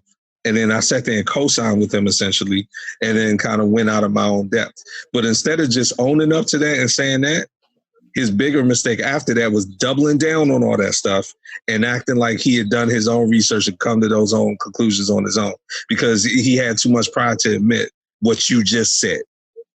You know what I'm saying? He could have easily just been like, you know what, I got a little carried away on the show. No disrespect, because he also didn't start a back and forth with Inspector X either. You know what I mean? So it's one of those things like, no, he don't. So you don't want to come out and act like, okay, well, I'm reneging on everything I said. But there's nothing wrong with saying, you know what, man, I got a little carried away on the show. Like, you know, I respect his thoughts or what have you, but I have my own thoughts on it, blah, blah, blah. That's all he had to do. But it's good to see now that he went all the way out his way, had people on the podcast. And then I liked his statement. Did you read his statement? No. I mean, I trust me, it was a long statement. So I'll paraphrase it by saying he just embraced the fact that, look, this isn't just me making up with Viacom and like, that's it and that's all. Even after, you know, moving forward, I'm having ongoing dialogue and conversations with people of the Jewish faith and really just understanding more about, you know, these matters, basically, that I was talking about. That's what I like about it. That's a pretty good paraphrase. Oh, good. That's what I took from it. So I hope it's I mean, the nuts and bolts is that, look, he's trying to like learn and understand and have a profound and meaning, more profound learning and meaning of the cultures and trying to intertwine them. So that's great. And I'm very happy for all of the people who were on the show who have an opportunity to be re-employed and be back on the show again. So, man, we never think about the collateral. When egos get in the way, but like people's lives are on the line because their lives are tied to this. But good. So happy ending. At least for now, hopefully. Speaking of happy, Sham, Black Panther is going to get a spinoff. Wakanda They're going to get a spinoff show. Wakanda Forever. It's going to center in Wakanda. Now, I did read the article, and look, fans, Sham sent this to me because she knew it would make me happy. I didn't see the story first. I'm not going to go into right now the spinoff itself. I'm very excited about it. What it did trigger, and I wanted to talk to you about, because we spent so much time with Chadwick Boseman, there seems to be a real sort of polar sides discussion about how people feel Marvel needs to move forward with the Black Panther character and with the Black Panther story without Chadwick Boseman. I am of the belief, and this announcement of this show has triggered this discussion, and people really feel strongly about this on, quote unquote, both sides of the issue. The side of the issue I'm on is there are a couple of things, and we've mentioned this before. In the comic book, there's more than one Black Panther. T'Challa is not the only Black Panther. Shuri takes over. There are other characters who take over the role at different times. Now, look, Chadwick Boseman has passed away. Some people feel it is extremely disrespectful to even continue the Black Panther like character in its previous form. Based on what I'm saying about the comic book and in general, based on the fact that, I mean, we all miss Chadwick Boseman, but for way less important reasons than that, characters get recast and stories go on all the time. And I just don't understand where all this animus is. And like I said, the reason I'm thinking about it now is because even with this announcement, people tried to take some of my joy out of it by like, well, how are they doing this? Why are they even trying to continue? It's like, what are you guys talking about? So what are your thoughts in general about the spinoff or what I'm talking about? A couple of things. The Black Panther movie brought out millions of people who had never read a Black Panther comic or Marvel comic in their lives. Right. Probably more people who did not read the comics supported the film than those who actually had read them. So I can imagine that a lot of people that are commenting on what they should do have no clue what the comics even said. Mm-hmm. And the other thing is, the spinoff, I think you could still keep the integrity of the original Black Panther MCU universe version and do it as an animated spinoff. That way you don't have to necessarily recast T'Challa or kill him off. You can just have like a good voiceover actor just take over the role. But with the movie, it's like you said, like, you know, they had the second one was already in the works before the tragic death of Chadwick Boseman. I'm sure, you know, a lot of people were looking forward to that paycheck. Again, you talk about the collateral damage. And, you know, I don't want to minimize his importance to the movie, but you had hundreds of people who were or who are going to be employed by creating this film. So I don't think you kill all those deals with writers, directors, grips, you know, all these folks because Chadwick Boseman is no longer with us. I mean, it is a business. You know, life does go on. Sadly, his did not. Well said. And especially that last part makes me think, what was one of the last stories we heard about Chadwick Boseman even after his death? How he basically took money out of his own pocket to make sure his co-star was paid. So under that same logic, the Chadwick Boseman that seems to be represented there, and from what we all know, apparently, he would be like, continue the movie. Make sure these people work. Yeah. Make me proud. Make the franchise proud. Cast somebody else if you need to. I don't feel disrespected. Don't stop the work that helps all these people. Matter of fact, he would say, especially on my account. I don't want to be the reason, even though I can't control that I passed away, that people can't work.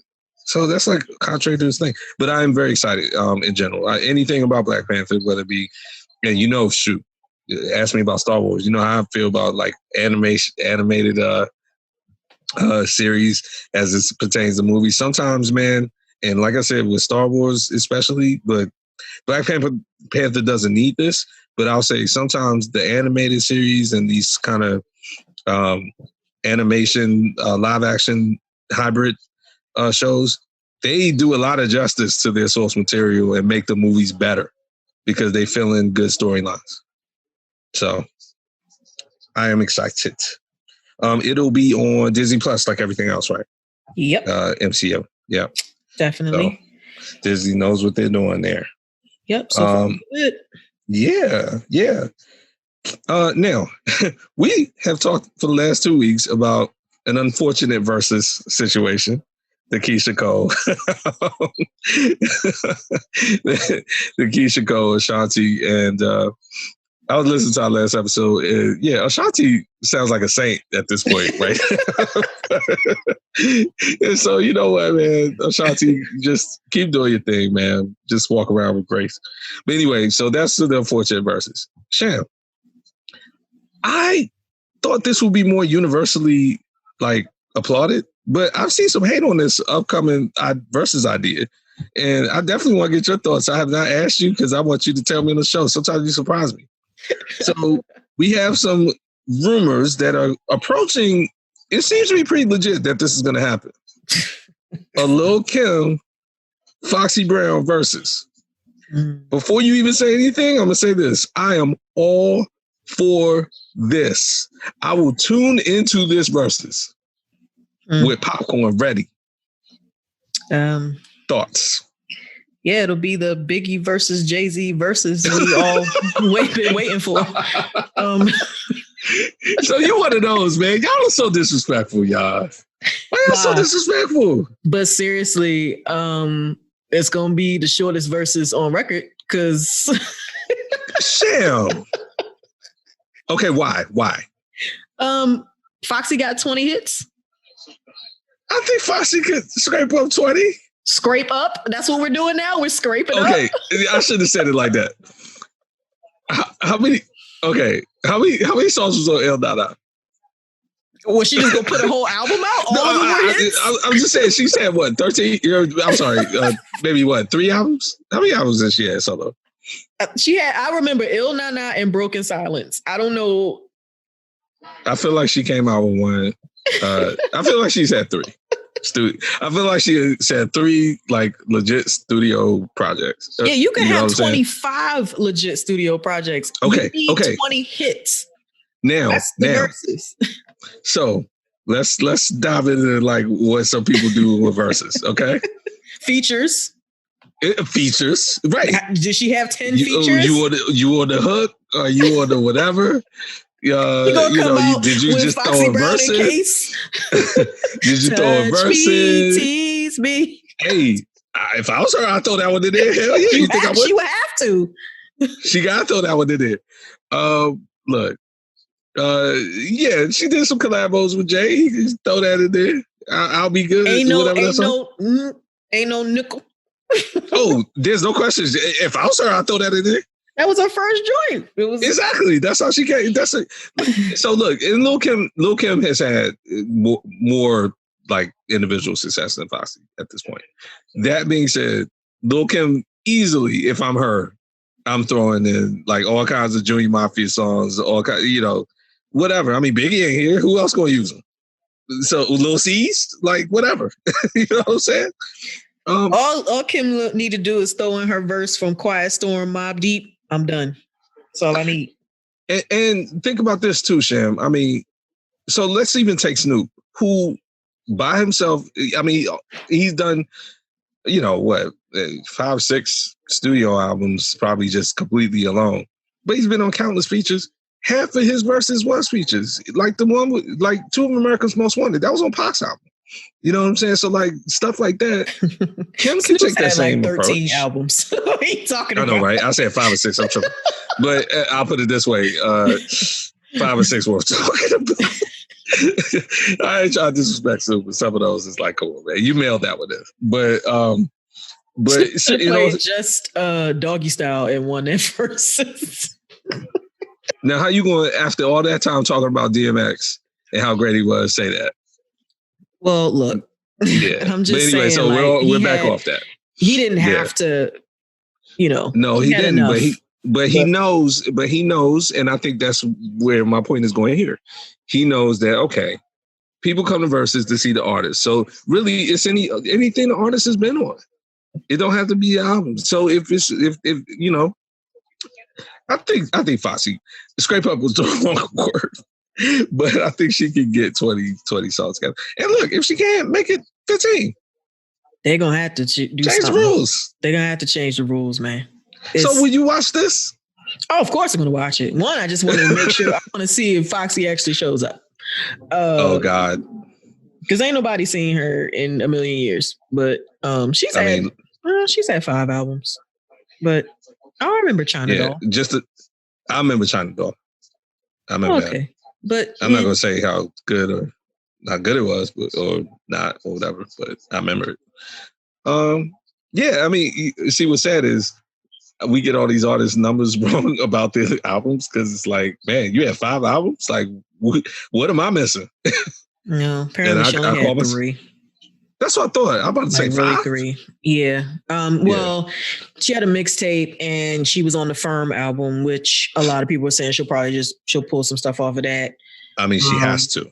But that's the thing. Versus is about hits, though. Like, none of her stuff was like really commercial like that. Like, she's had like a couple features on with Jay. Il Na Na only produced 3 singles. She had the joint with Drew Hill.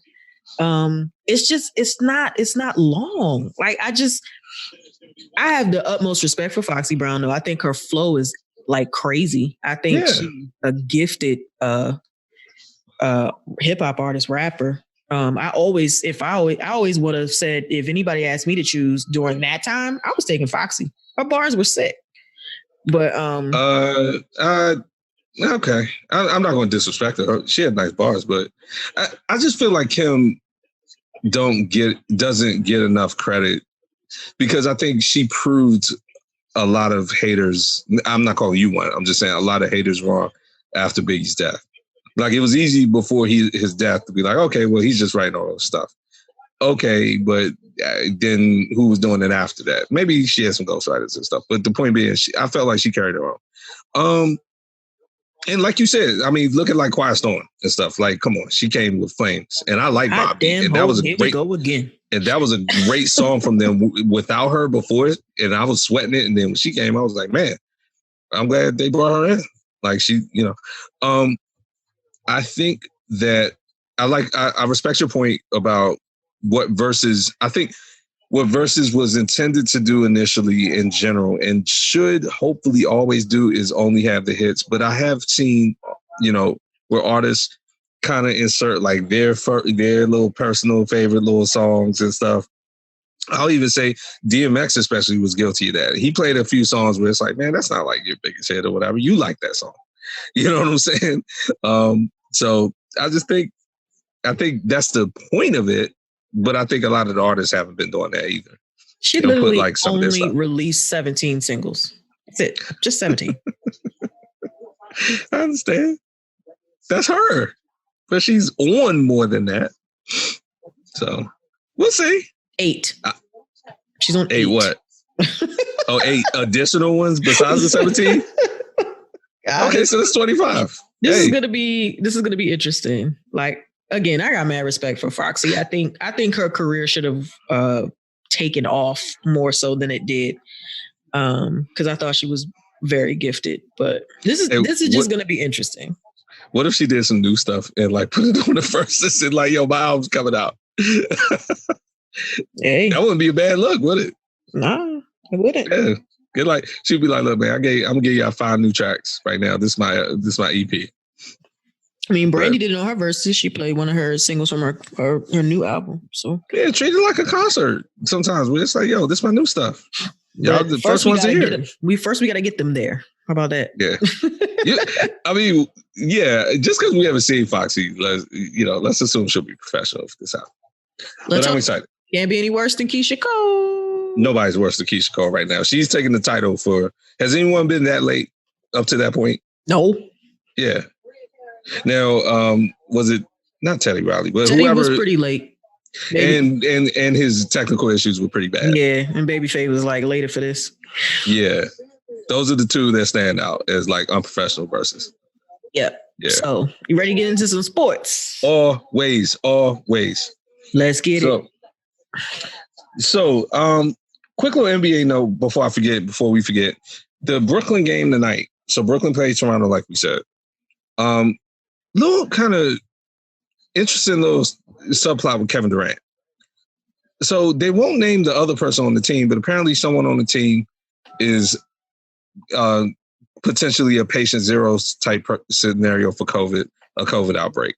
That person has had contact with Kevin Durant. Kevin Durant was initially ruled out of this game tonight while they did testing. Whatever testing that they did over the course of yesterday, today, whatever, I guess they felt comfortable enough to then reinsert him back into the game or into the lineup. He plays part of the game. And then at some point during the game, I didn't actually see it, but I was told that he was then notified that, no, this situation is back to what they originally thought. That person is a risk, whoever he contacted. So therefore he is a risk. So then he was actually pulled out of the game while the game was happening. And I guess sent home or whatever. We need to be. I want a chapter and verse explanation as to what happened here, because that's absurd. All I know is Kevin Durant went on Twitter after the game, after he got removed from the game. Mm-hmm. He went on Twitter and was like, "Yo, at NBA, your fans aren't dumb. You can't fool them with your whack ass PR tactics." Yo, Kevin Durant, Sham. #free7. As a woman looking at him, at just judging men's emotional behavior, Kevin Durant just seems to me, and granted, I understand where he's coming from here. He just seems to me like just an emotional train wreck. Yeah, he's a whole clown. He's a Bama. We've already talked about his. He's just so extra. His Bama nature. Yeah. So apparently he left in the third quarter. So they're talking about by then he might as well have played the whole game, third quarter. Right. You've been in the game for a half. So, like, what exactly? How safe do you think everyone is that's been on the court with her? Like, stop, man. Maria Taylor and Paul Pierce on the NBA. Man, Maria Taylor's just so fun. Anyway. So that's just a subplot. In general, before we talk about NFL, might as well just wrap up NBA. Any thoughts about just anything big in the NBA? We no longer have the James Harden noise, Kyrie Irving noise. Brooklyn's doing okay, but anything jumping out to you about the NBA? Man, I think we've talked about this. Like, I pick and choose what I like. I'm not excited about the NBA as I used to be. Like, it used to be fun to watch. Now I'm just like, yo, all these like handmade teams and this imbalance and all this kind of stuff.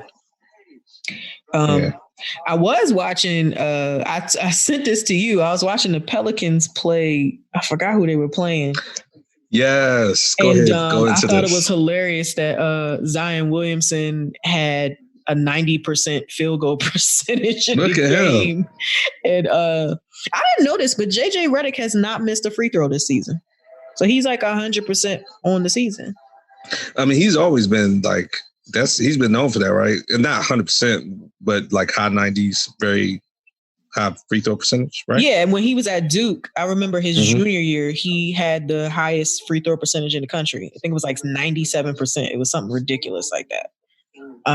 But yeah, he's definitely known. He's going to go in history as one of the best free throw shooters of all time. Like, and I watched him. I was like, man, now that they said this, he gonna miss one. Like, but his stroke it's a quick release too. Like, you know, when you shooting free throws, you be like tap tap, thinking about it.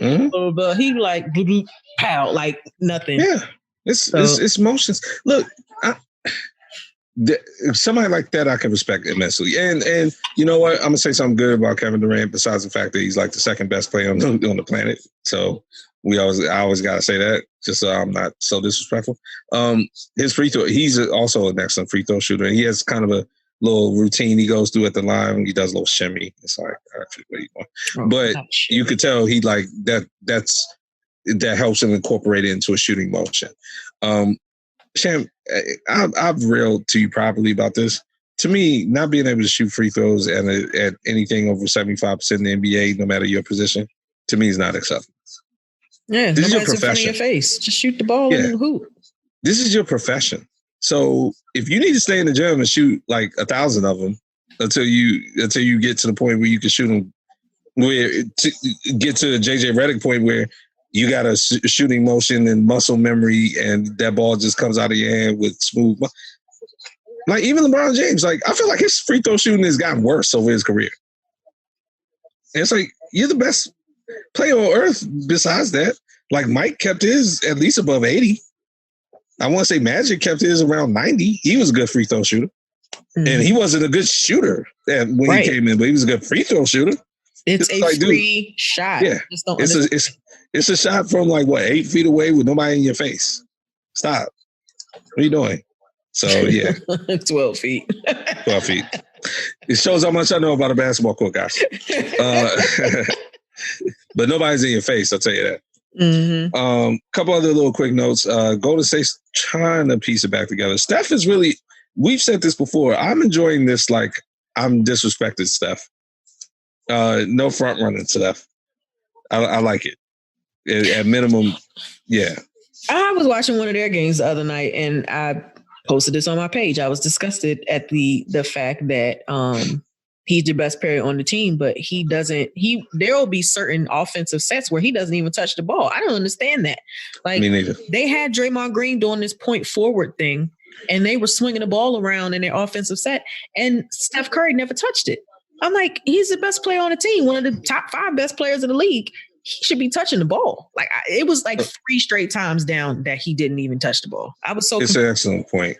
Far be it from me to tell Steve Kerr or that team in general how they need to run their offense, but it just seems to me that because Draymond Green is like the loudest, most like outspoken person on the team, and he rightfully so has earned the position of being a leader on that team, that they cater to his need to want to like run stuff, and I think they do it to a fault.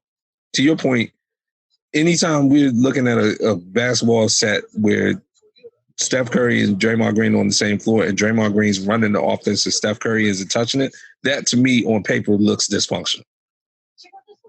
Like, what? Draymond Green, people still leave him open to shoot because he's a horrible shooter. So why is he running stuff? But they're trying to pull it together. The only thing I wanted to bring up for Golden State for you, did you see how they had Clay clearly he's hurt? They had him commentating the other night. No, I missed that. Was it on the Tuesday night one? Were they the only players? Yeah, and I don't want to say commentating as in like doing play-by-play or whatever, but he was doing interviews. And he interviewed Steph after the game. So, and yes, I think it was Tuesday because actually they got into it with somebody from Detroit. And Clay, I said, yo, this is why people love Clay.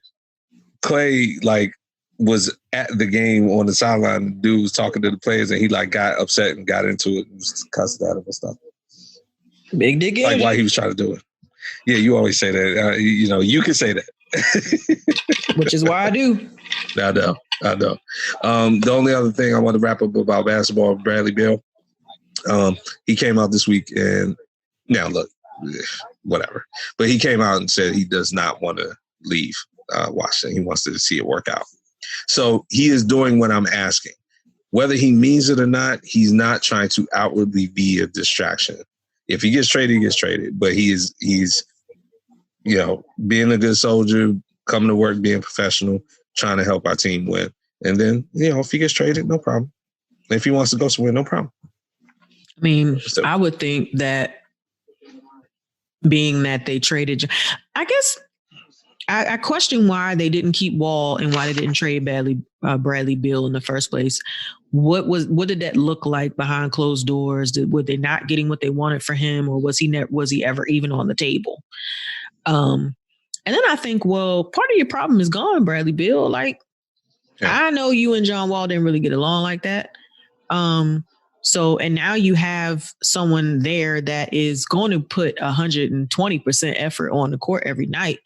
Mm. Now, I saw some like ridiculous stat, like the Wizards are 3-9 when Russ plays. Correct. But I think that has a little more locker room synergy, I would say. Yeah, yeah. I think it's the losing and the coach. I think if Scott Brooks is fired and they find somebody else, I think that will appease Bradley Beal a little more than even just the statement that he made. Exactly.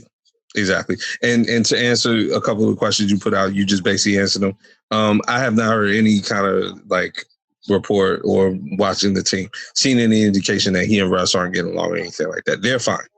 I think to answer your very first, people don't have a problem getting along with Russ. I think absolutely, and that bothered me about the narrative that some people who were opposed to the trade were trying to spin, like, oh, he doesn't get along with teammates. That's false. That's totally false. And the people you're citing as an example, Kevin Durant, James Harden, no, they don't get along with other people. Right, because you never heard any other teammates come out and say anything against Russ. So, right. Yeah, that's a little strange.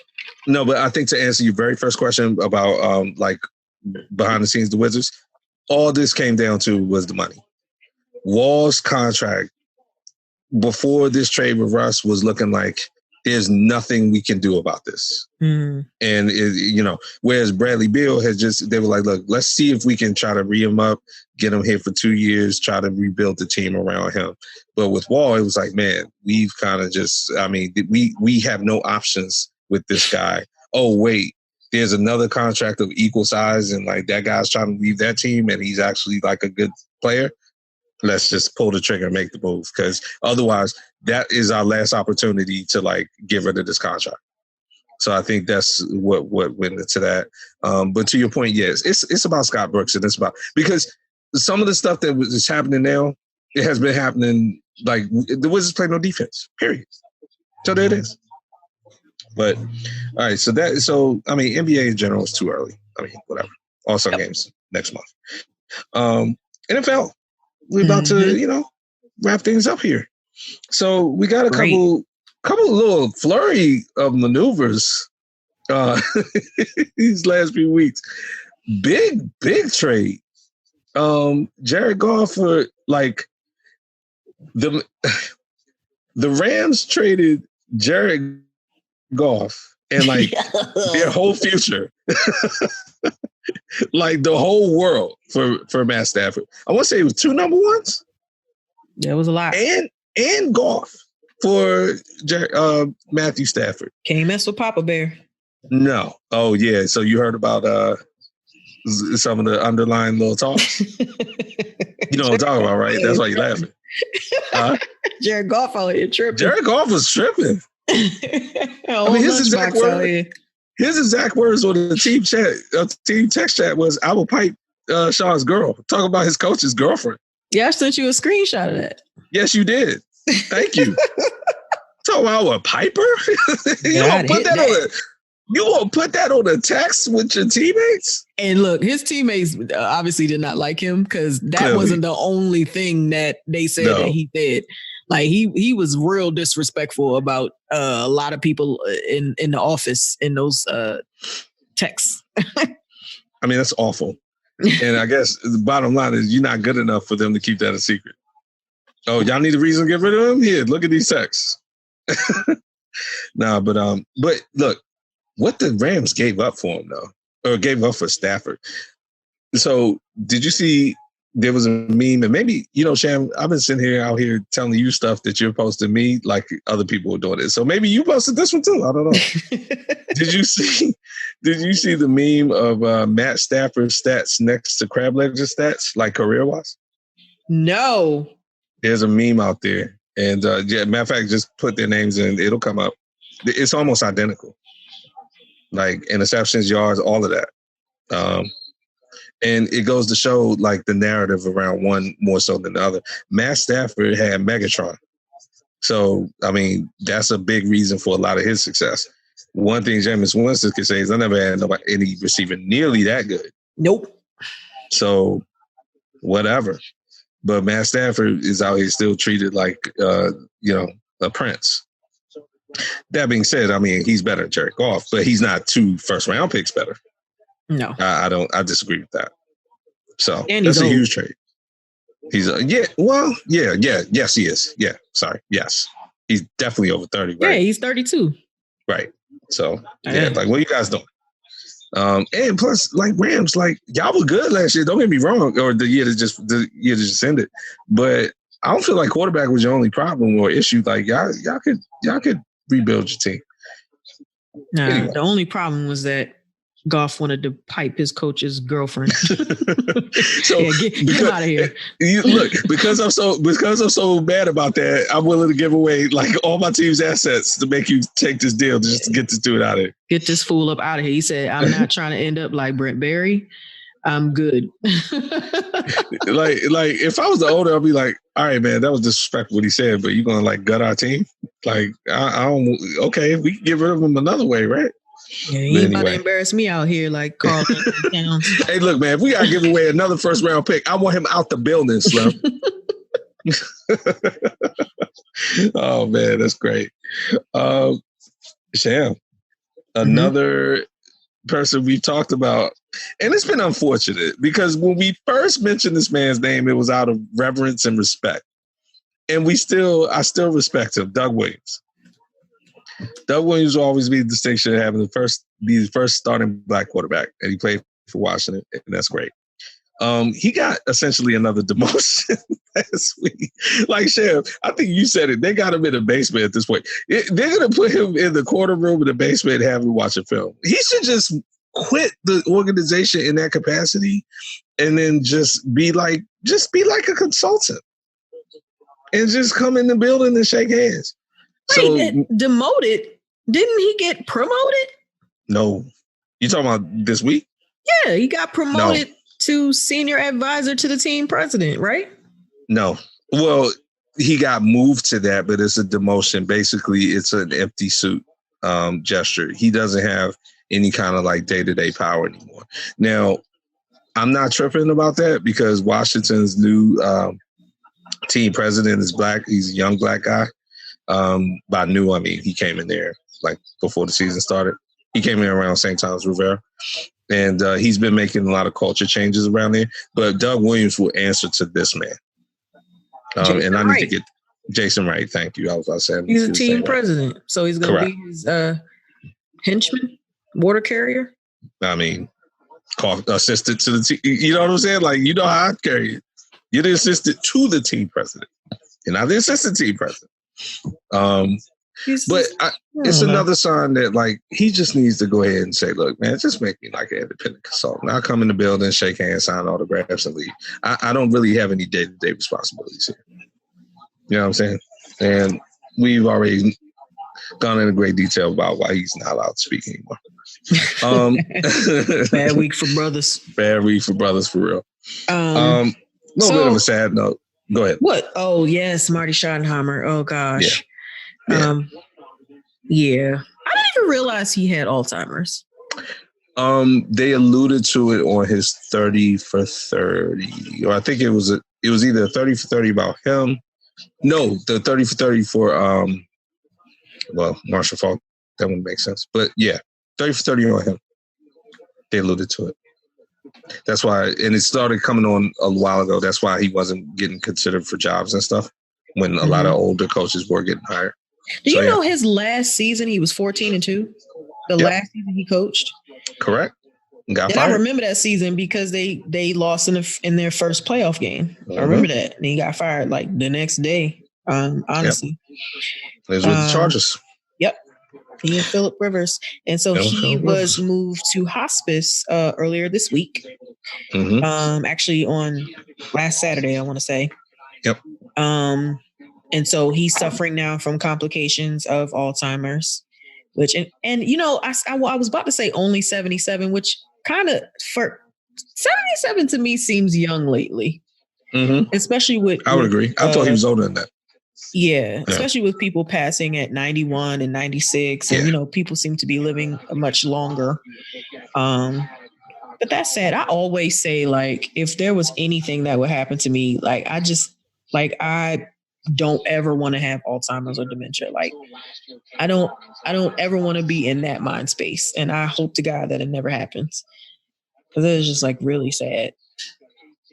Yeah. Plus, I think in Marty Schottenheimer's case, especially, the reason I thought he was older is because he hasn't coached in so long that I was like, okay, well, man, okay, if he's 77 now, then he was like still really young when, or whatever you want to say, but relatively young when he was still coaching. Yeah, he was in the early 60s. Exactly. And the thing about Marty Schottenheimer, I think he's gotten a raw deal. Okay, so that was a raw deal in San Diego at the time. 14-2 gets fired. It's always the same story about why he got fired. Like, well, he was with Kansas City for a long time, so I think it was just his time to run out there. But with the Chargers and with, before that, the Redskins, it was about sort of a personality conflict with the ownership. Oh, that Redskin thing definitely. Right. So his you know, success and production on the field became secondary to the egos. And, you know, look, part of that was his ego, but then the part of that I think has borne out in both cases are the horrible egos of the owners he was dealing with. So he was dealing with Dan Snyder here in DC, and he came through.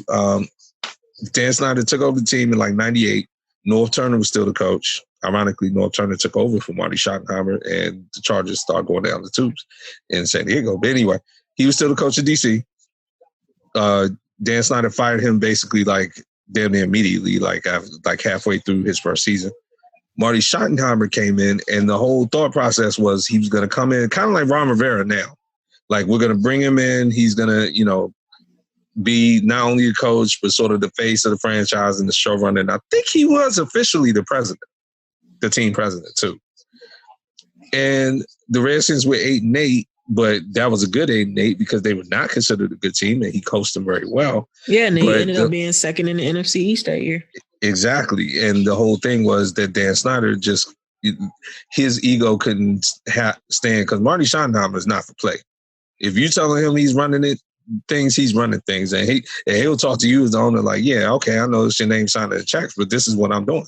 You hired me to do this. So you don't tell me what to do either. And he was disciplinary with his players as well.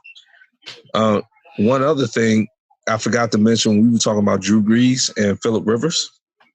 Marty Schottenheimer specifically, and I don't know if Drew Brees has come out and said it like this, but this is the thought.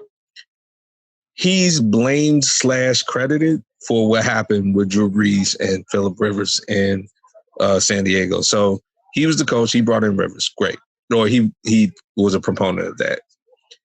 The Chargers on Brees' last year were eliminated from the playoffs like in week 15, 16. But they still have one more game left.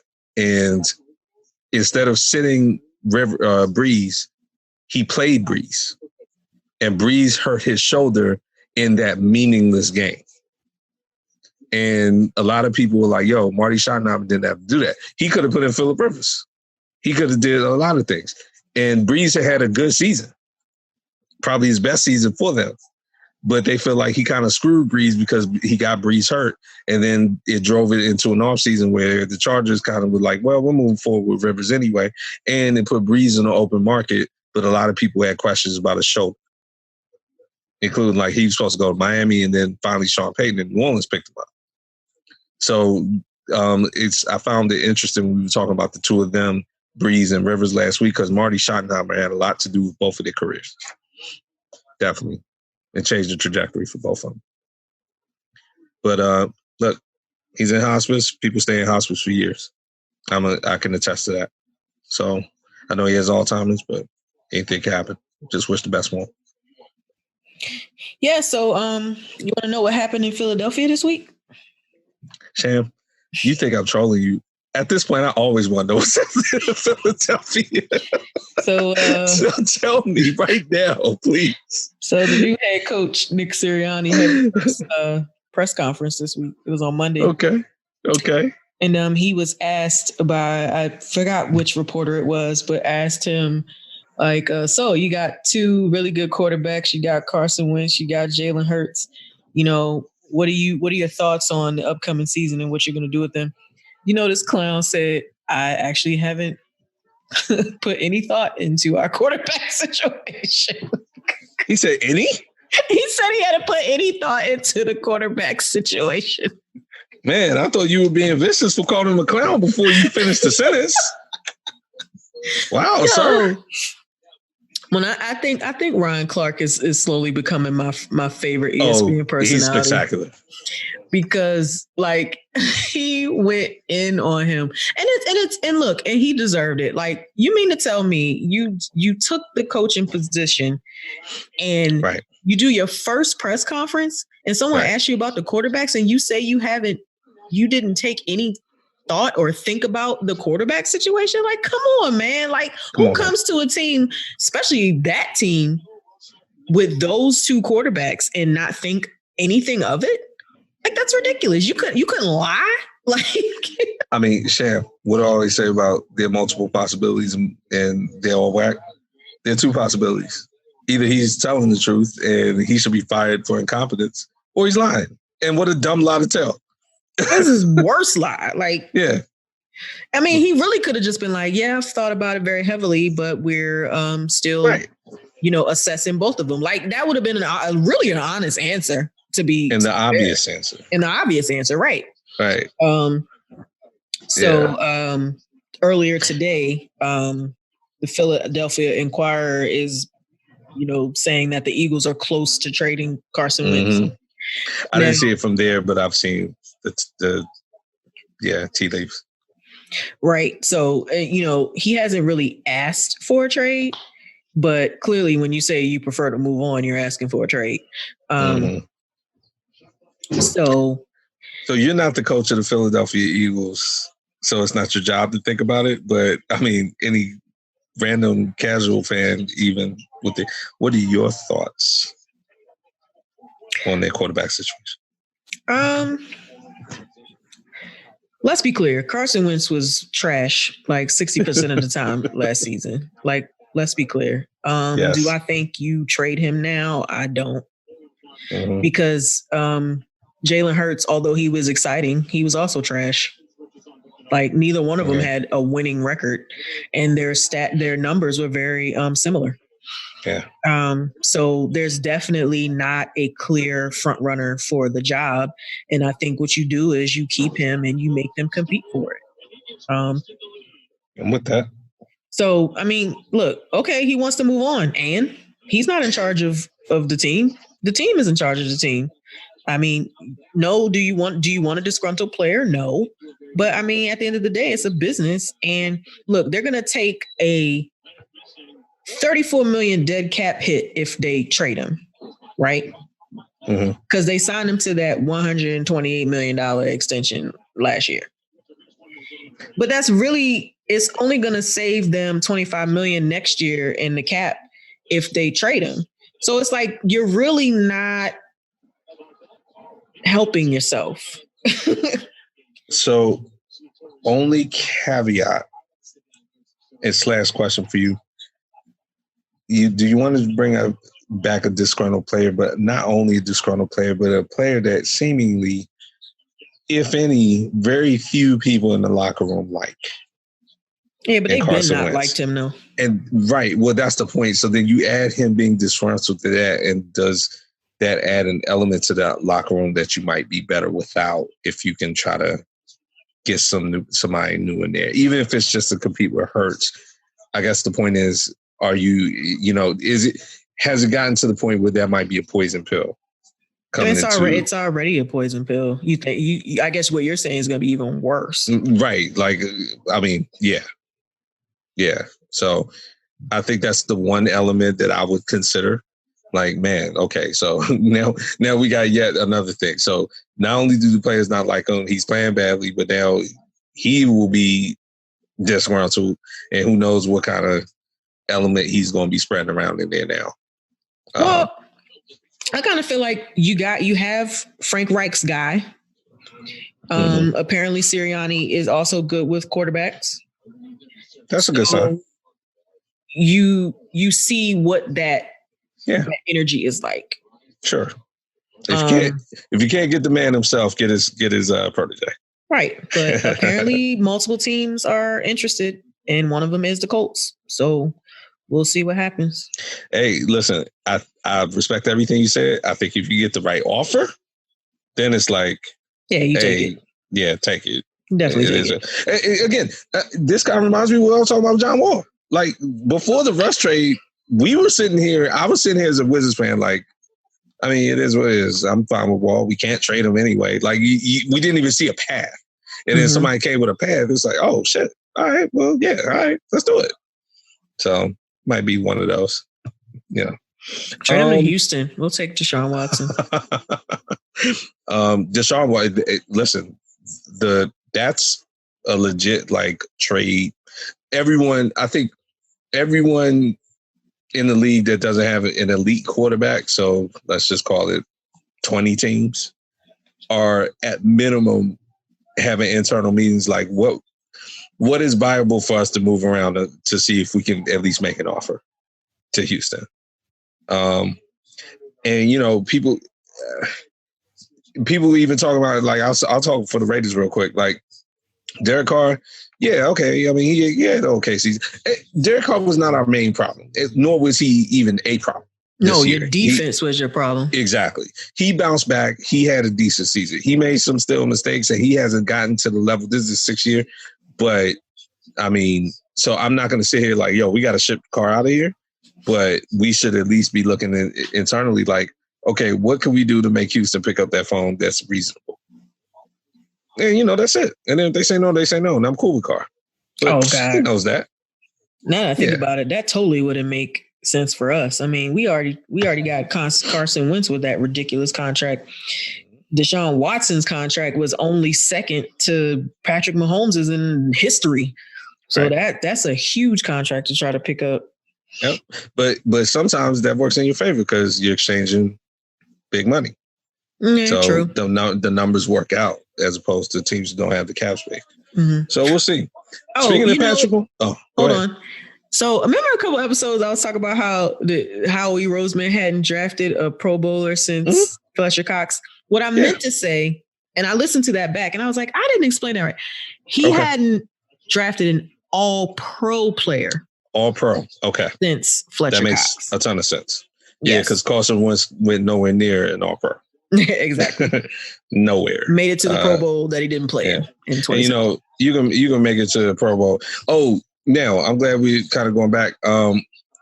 You were absolutely 1,000% correct. There's no Pro Bowl game that happened last week. So what they did was, and I knew this at the time, I think, but I just forgot like how it would be set up. They basically had like a selection show. Yeah, and they had like a player panel. So right, put everybody. All the groups, I caught some of it. It was actually kind of cool. I caught when the NFC wide receivers were on there, and I was watching them. So they just grouped them together in these like kind of Zoom packages where they had the wide receivers talking about each other, like I guess complimenting the other ones and talking about what they liked about their game and all that type of stuff. It was like a real camaraderie type of moment. It's cool. And about the Pro Bowl, it made me think about it. And look, I know the players, the only part about the Pro Bowl that I wouldn't want to take away from the players is I know that non-COVID years, they liked going to Hawaii and all the festivities. But the game itself, take the game out of the equation. Honestly, and I think I've mentioned this maybe on the show before, but I know in private to you, what I hope they would go back to is back in the day, the NFL used to still have the Pro Bowl and all that stuff. And in the off season, like right before the season started, right before camp, they would do like a little skills challenge. And they would have all the quarterbacks sit there and throw the balls through like the little targets and stuff like that. They do that the Saturday before the Pro Bowl. See, do they still do it though? They do. They do it. Because I'll put it this way. I felt like that challenge used to be like before the next season. I remember, unless what they were doing was playing old tape, and I'm just not remembering right. They do it. I'm cool with that. They do a whole weekend, kind of like NBA All-Star, but it's not as advertised. It's not as advertised because I'll always miss it and I'll catch the repeat or I'll DVR it later. But for them, I feel like that to me is more interesting than their game. To see them do the skills challenges, like the wide receivers gotta do these like crazy catches from quarterbacks and stuff, and then they have like these running back, things and all that type of stuff. Who can throw the ball the farthest and who can hit the hole with That's all. That's all. Like a bunch of like carnival and let guys have fun in a safe manner. Yeah, it's something that doesn't endanger them because they're the teams will complain and the guys will complain. But yeah, just little challenge stuff like that. And really the quarterback one was the one I would want to watch because it's like, okay, you got to move and target like 50 yards down the field. Like, which one of y'all going to hit that? Because we all know what time it is. Some of y'all ain't accurate. We know it. But I like the wide receiver those challenges. I think those are like the funnest to watch for me. Make the Pro Bowl that. And that's it. Like, forget the weekend because, like you said, they don't advertise it well because clearly I was confused. Put that on that Sunday, run it for like 2 or 3 hours, let all of, everybody watch that, and then go home. Like, that's it. So, speaking of which, so about the NFL calendar year is coming to an end. We've given our thoughts in general about the Super Bowl. It's kind of a shame. I actually know some people who live in Tampa, and, under normal circumstances, it'd have been a huge deal to have one of the teams in the Super Bowl playing in their home city. But because of COVID, it's tamped down. They one girl I know went through like a little bit of a, one of the little hype things, and like nobody was there. You know what I'm saying? And she just went through and like walked through for like 10 minutes and sent me a video and left. So it's a shame. It is what it is. Commercials. This is what I really want to get your thoughts about. I am excited for the Super Bowl commercials. You won't be no. Are you a Super Bowl commercial head? What do you think about that? I like that. The Budweiser movie. Thanks for bringing that up. What do you think? I like that a lot. Yeah. Look at that. Vaccine education, right? That's what they want to divert the money to? Education about the vaccine. Look at that. You excited about any commercials? I mean, not that we know them, but I've already seen one. Really? Which one? The Alexa one. Oh, With Michael B. Jordan, that's already started to go around. I haven't seen it. Yeah. What do you think? Isn't it something about working out or something? No, it's basically, if you could make an Alexa form, what would it look like? And so basically Michael B. Jordan's likeness is Alexa. So she says, Alexa, I need this. Alexa, I need that. And so Michael B. Jordan just does all these things as Alexa. And that has gotten like a huge buzz because the thirst buckets are real and everybody's thirsty over Michael B. Jordan. Have you given your thoughts on this podcast about Michael B. Jordan? He doesn't do it for me. I mean, he's still a little, Reggie Montgomery from All My Children or whatever he was. Yeah, Wallace on the wire. Look at you, All My Children pull. Nice pull. A lot of people don't know that's where, what's her name? The show used to be with Regis. Kelly. That's where Kelly Ripa started, All My Children. She was Haley. Yep. Yeah, I know All My Children, Sharon. We can talk offline.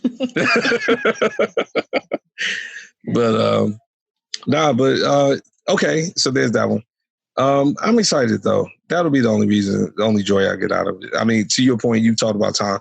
I didn't express this. I really want Tampa Bay to win. I said it, but I'm like doubling down. Well, you hate the Chiefs, and I hate Kansas City. And I am down to see Tom. Now, let me ask you this: Tom comes back even if he wins, right? Because the way he talking, like he wants to play 2 or 3 more years. Oh yeah, I don't think there's any question he's coming back. I think he's made that very clear. Yeah. Tom wants 10, I think. I don't even know if it's for him about wanting that many rings. I just think he wants to play until he can't no more. Yeah, he did. He said he wanted to play to 45 at least. Yeah. So one of my coworkers asked me, and he listens to this podcast, so he will definitely hear this. He was asking, like, who do you want to win? And I said, I'm riding with 12. I think, I want to see how far this can go. I just want to see the history aspect of it. And like, I don't have I said this last week, and he was like, well, why do you say that? I said, because I'm riding with the 40 and over. You know what I'm saying? Like, I'm going with Tom. We can still cook out here. You know what I'm saying? But I mean, just in reality, I want to see how far he can take this. And so then he asked me, well, with that argument, you could say the same about LeBron James. I said, no, he's already lost more than he won. So it's not the same thing. No, it's not. Plus, I mean, how far he could take this thing. Now, granted, mileage-wise, LeBron has like ridiculous mileage on his career. But technically speaking, he's like 35, 36. Plus, to your point, right, LeBron has to win stuff to get back to 500. Right. Now, I'm not trying to say that in a way that's like, I'm not trying to be disrespectful. This is facts. LeBron is not building on the legacy of already being the greatest. He's trying to cement a legacy of being even compared to the greatest because of his win-loss record. Right. Hasn't he lost like 9 of them? 8 or 9 or something like that? Okay. He's like 4 out of 9, I believe is where he is. So no, I don't think he's lost 9. He's under 500. He's definitely under 500. He's definitely under 500. Yes. And I say this because I've already seen, obviously, Bill Russell has the most. We know that, but he didn't go undefeated. No. But Michael Jordan did. I think he went like 11 for 13 or something like that. Right. But Michael Jordan did. And I know people are going to be like, oh, well, what about all those first and second rounds? You don't play for the first and second round. You play for the championship. And when you get there, you want to win it. True. And he did not lose it once he got there. True. So for me, growing up and seeing all 6 of those very clearly, that to me is always going to be the pinnacle of the NBA, the success of an NBA player. Correct. Now, LeBron can win 2 more and be at 6. That will make him 6 and 5, but it still is not 6 and 0. Right. I was also fortunate enough to see Joe Montana win 4. Yeah. But because Tom Brady has already surpassed that and has been to 10 and all this kind of stuff, like, and has a winning record doing it. So what is he, 6-3? He's 6-3 because this will be his 10th. Right. I think it's a little different. That's crazy. Yeah, I mean the sport is different too. Mm-hmm. Yeah, 10 Super Bowls. That's unheard of. That's crazy. Teams don't even get to 10. Thank you. Let alone the quarterback of the team. So, real quick question, and I know we're about to wrap up. So, where does this now? Okay, a question split into two parts. Where does this put Billy B in general, in contrast to Tom? And will it be different, win or loss? Question for you. See, I don't think it makes any. I know people want it to make a difference, but Bill was still there for the 6. Like, you can't take that away. And he was there for the 6 out of 9. You can't take that away. The fact that Tom Brady has gone to another team and done essentially the same thing is remarkable. And he's a great quarterback. No one's ever argued that. And I think that I feel like you could have taken pretty much any other quarterback outside of Tom Brady to Tampa Bay. Like, what if Aaron Rodgers had gone to Tampa Bay this year? I think that the outcome could have been very similar. So I don't like the idea of making it seem like Bill Belichick is somehow not the greatest coach because Tom Brady left and has accomplished this. They both can be the greatest at what they do, not together. Correct. First of all, Tom Brady got hurt in New England for a year, and they won 11 games. Matt Cassell, 11-5. Exactly. Or Matt Castle. However you want to say it. Bruce Arians, to your point, is also a great coach. So Tom Brady's not an idiot either. He could have went anywhere. He's not going to go just anywhere, even though he's a good. He's not dumb enough to think, oh, well, I'm just the GOAT, so I can go anywhere and win. No, that's not how football works, and he knows that. And he knows, okay, I need to go to a place that has good structure and another good coach. I'm great. The coach needs to be great. And then finally, you see, I think the only thing that kind of, I agree with literally every single thing you said.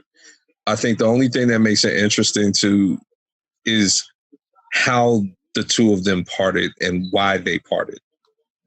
And you and I spent a lot of time talking about this, and it boiled down to after there were a lot of other little ancillary issues, but it really boiled down to Tom Brady's sense that Belichick had been trying to like move on with him, whether it be with Jimmy G or whoever.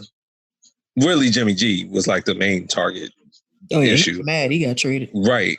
And he was like, look, man, I can respect the fact that you wanted to make sure that we had stability beyond me, but I felt like you pulled the trigger on that too soon in the sense of, and I felt like you weren't appreciating me. No, you weren't running me out the door, but you certainly weren't like making it known that I was still valuable in this position. And Billy B, I think Bill Belichick's position is, dude, like at some point, like he is the coach and basically the general manager. I don't think that's his official title, but he has the power of that. And he's like, look, man, I have to be a responsible business manager of this team.